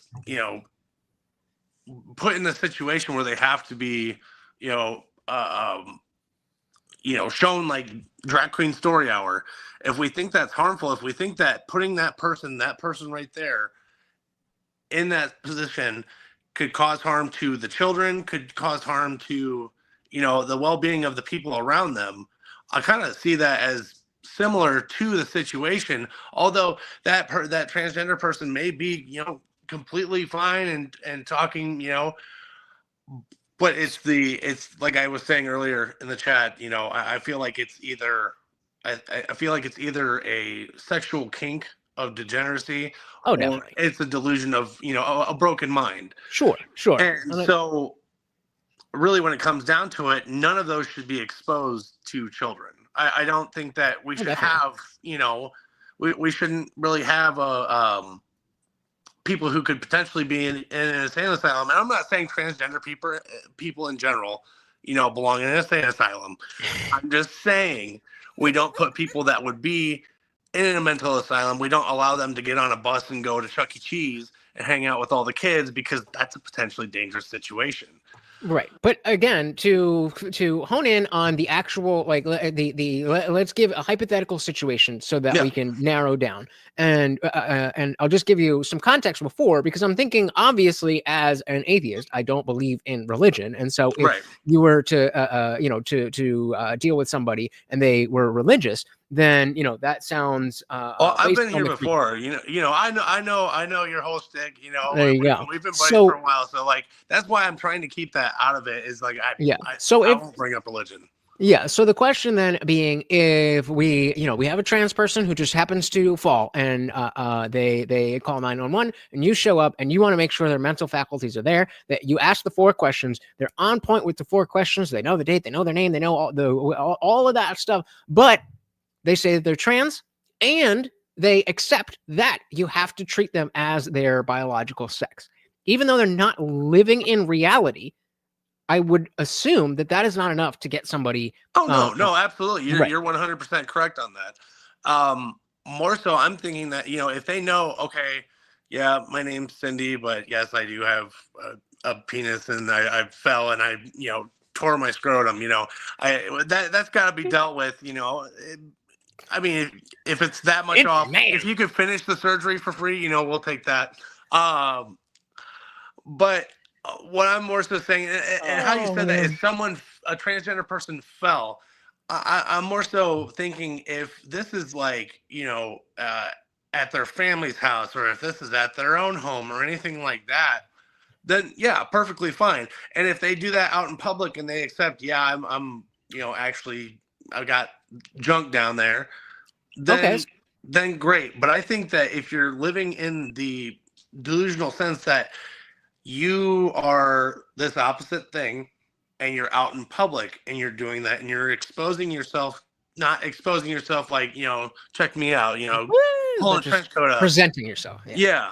But I mean, if you are really like, especially the drag queen story hour, it is a direct connection between you and those children. It's not like, hey, I'm a drag queen reading a book out loud over here. Hey, kids, don't pay attention to me. Yeah. But it's a direct placement, and they're obviously not living in reality. Right. Yeah. But that's what I'm trying to see, is that there's many iterations of not living in reality that wouldn't fit. Oh, we need you to be institutionalized, or I can supersede your wishes with your own body. And so again, using the fact that a physical injury that anybody could have is the main reason you're treating this person, and you find out that they are not living in reality because they think that they are the different gender, what will change the situation a tiny bit. Now, what if we have, and again, we'll take the actual use of the genitals out of it, because, if we have somebody who's, ripped their scrotum, then, that kind of, but let's say again, someone breaks their leg, born as a man, and will not admit that, or they genuinely believe that they are a woman because they are trans. Would that be enough for you to say, hey, you're not living in reality, we got to take you away? That's actually where I wanted to turn it around on you, because we talk about like how the transgender people are like a protected class of sorts. It feels like they have more rights than us at sometimes, just because of the hype, the ideology backing that, a lot of the activism. Yeah, the activism. When it comes down to, if that person is like, no, I'm a girl, you have to treat me like I have a vagina, it's like, all right, but and this is where that turn is that our job is that depending on where you're at, I mean, we're supposed to be kind and respectful when it comes to that kind of situation. Really, we're there to treat exactly what you're talking about. We're there to treat the leg. We're not really worried about that. If it has anything to do with it, like, if there's a pregnant woman, if there's a pregnant woman that doesn't have a vagina, that's going to be kind of hard to address that, but we still have to act kind. And, luckily our job is only just the transport, but it is that delusion that, oh, well, if they're pregnant and they can't be pregnant, and like I said, it depends on where, yeah, right. It's like, depending on where you're at, you can actually get like bad legal charges against you as your, as a professional, medical profession. You can get in trouble because they say, well, you have to pretend, you have to go along with it. And it's like, that is literally giving them the post to say, hey, I can destroy you with my special rights. Right. Yet they're fighting for equal rights, which is almost the same as it's almost the same like the feminist movement now. It's like, what rights does a woman have that, or what rights does a man have that a woman doesn't? None. And to your point, they also often have more rights, at least societally. But I think the bottom line here is that I'm trying to pull out is that even is that even though we all agree that that trans people are not living in reality, that in and of itself is not enough for a medical professional to say you are in danger to yourself or other people, and therefore it should be not allowed. We should be able to supersede your liberty, your rights, all of these things. And that's what Michael Knowles is arguing for. He's arguing that by merely because you believe in this, that you are crazy enough that we need to, I don't know if he would go as far as to say lock you up, but that something needs to be done. And Brad's position is more that, like, I agree with you, something's wrong with them, but in the same way that somebody could be an alcoholic, and that's really not good for you, and you could kill yourself. You all go down the list. You could be, somebody who rides a motorcycle without a helmet. You could be any number of things that are not super healthy, and or things that don't comport completely with reality. And those things are not reason enough for the government or anyone to supersede your rights to be able to do that. And I think that is the proper thing. I don't think that just because you're trans, you should be locked up in society. I think it should be a more societal thing that, you're weird. That's where it should end. Right. And I guess I'll take it this one step is like, I think, honestly, do you boo-boo, live your life. And the indoctrination is really the biggest issue that I have. And I feel as though, I kind of disagree with you on that. There's nothing that we can do as far as like a legal standpoint, because I think, just like how, if, like I said, if that drag queen is over in a library reading out loud to nobody and kids just happen to hear it, it happens. But the direct connection with kids, and it is an indoctrination. We want you to we want you to slay queen. We want you to get hyped for people that don't know what reality is. Oh yeah, that's what they're doing to these kids. Absolutely. Now think of it this way: why are pedophiles not allowed to live? Oh, sorry, I didn't mean to say the big P word, but why are these pedophiles not allowed to live near schools? Why are they not allowed to live near parks? These are laws that actually help protect children from the very wary and serious nature that is pedophiles. So I think honestly, if it is viewed by people that it's such an issue that they have drag queen story hour, if they have these things where we are putting our children in the situation of delusional people, no, I can't haul them off and make them go to a hospital. But I think you should. I do. Yeah. But I think that no, I don't. I don't want to do that to the nurses. Honestly, they're so nice. They deal with so much crap. But go to the nurses. I think that there are some things that can be. You can look at fear and be like, well, yeah, we don't want pedophiles around kids. It's like we don't know that the pedophile is going to go after them, but we're going to make sure that they don't live close enough to get something done. And that's I feel as though especially like drag queen story out like that. It was a closed room situation. It was where these guys, they like to dress up as girls. Great. It's kind of like going to a strip club. Is that it's a closed door facility. You go in, you see what you want to see, and then you leave. But having kids exposed to that is an entirely different thing, and I don't think that it would be wrong to say, hey, this thing that is over sexualized, this thing that is potentially dangerous to children, I feel like there should be some rules that mean that you can't have that. I think that it should be, and it should be on the organizer, really. I think. And that's exactly what I was going to say, is that I would want the people in society, whether it's business owners, and then, if we say a business owner decides to have a drag queen story hour, that the people, that the people decide that we shouldn't be going to that, in the same way that if we had, Playboy story hour, it would be weird for you to bring your kids to that. Absolutely. And I think that there is, and I'll give you, I'll say this and give you the last word, but I think the difference is with the sex offenders is the fact that they've already committed a crime, and being a pedophile, being a PDF is already something that you did that is illegal, and I just don't think and that's a fair point.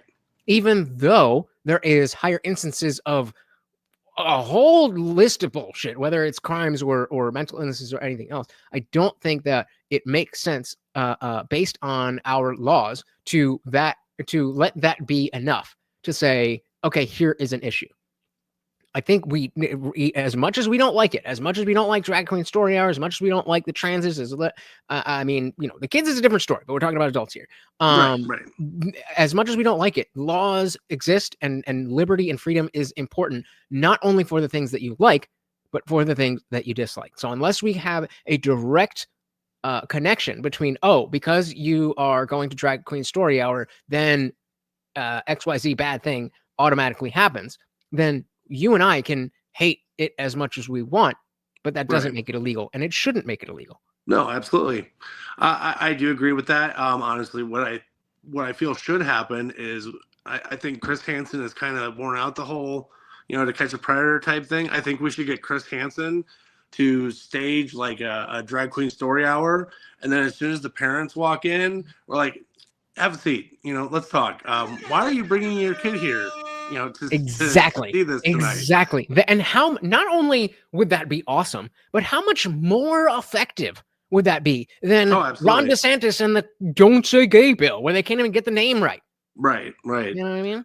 Well, and that's the thing, is I think that a lot of, yes, there are definitely, like how I'm not a big fan of it. I think that they should have equal rights to us. I don't think they should have extra protections. And I think that really, when it comes down to it, there should be there should be something that makes it so that we hold people accountable for the things like having Chris Hansen, talk to these parents. I feel like a lot of what it is I feel a lot of conservatives are they're very guarded, and I feel like a lot of these activists are fighting ghosts.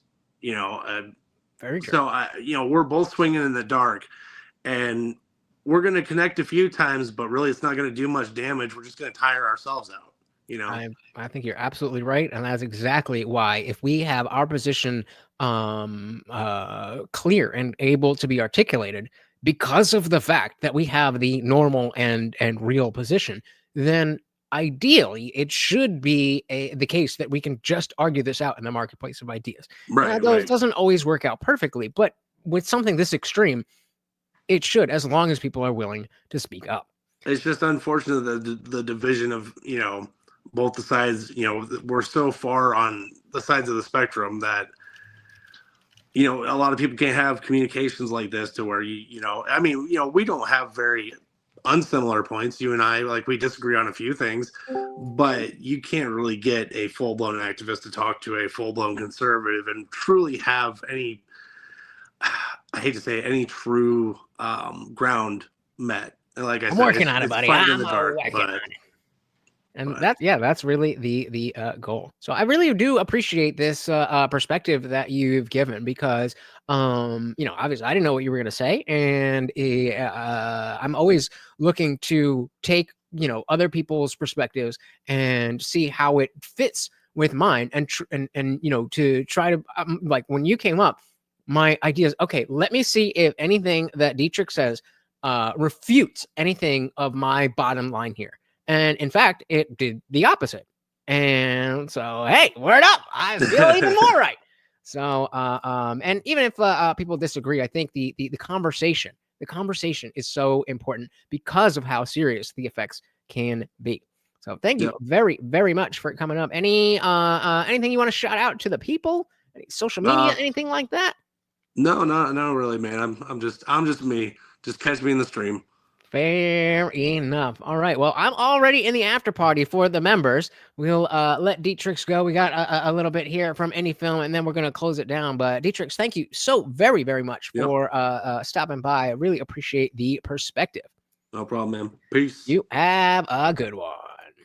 All right. What did we miss from Mr. Indie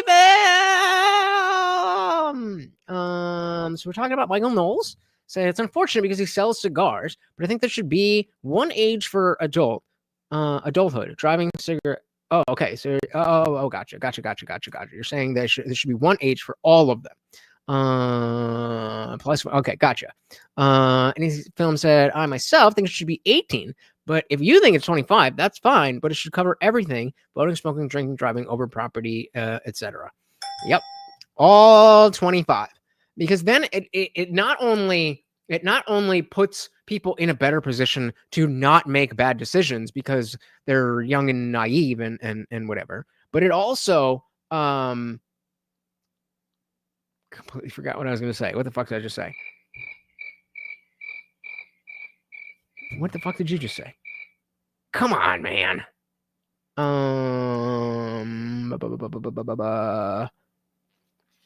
Oh yeah, I think it will better help society in the sense that if you're a 19-year-old Gen Zer, that you're not in the mindset they're like, oh my God, I'm already 19. I should be out of the house. I should have a job. I should have a family. That's not how the world works anymore. And so I think that can be adjusted, and then parents will be more amenable to accept a 19, 20, 21-year-old as still a child. And then when you hit 25 and you actually go out into the world, you're actually as prepared as the 1930 version of an 18-year-old. Yeah. Guys, if you are a member, I am already in the after party. I'm not waiting for anybody. So head in there right meow.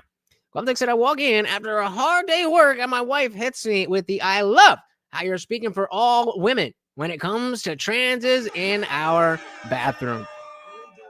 Doing the Lord's work, baby. Dilly dilly to that, and dilly dilly to Mrs. Quamtech. Yeah, any people saying some parents think it's okay to put cigarettes out on their kids' backs, and even that, based on Dietrich's questionnaire, the 4 questions that you ask to make sure if they're with it, then you can have this situation, and that parent is perfectly able to answer these questions.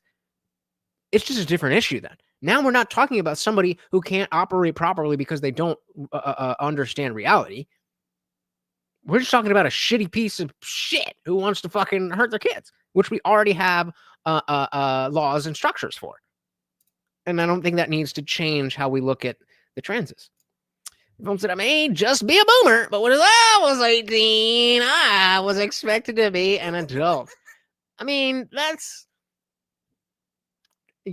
these days, yeah, that's kind of like an okay boomer statement. Like the average 18-year-old is expected the average 18-year-old in 2025 is expected to have a job, a house, a car. I mean, all these things. It's not realistic anymore.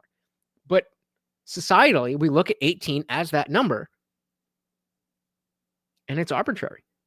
So let's adjust it to help everybody.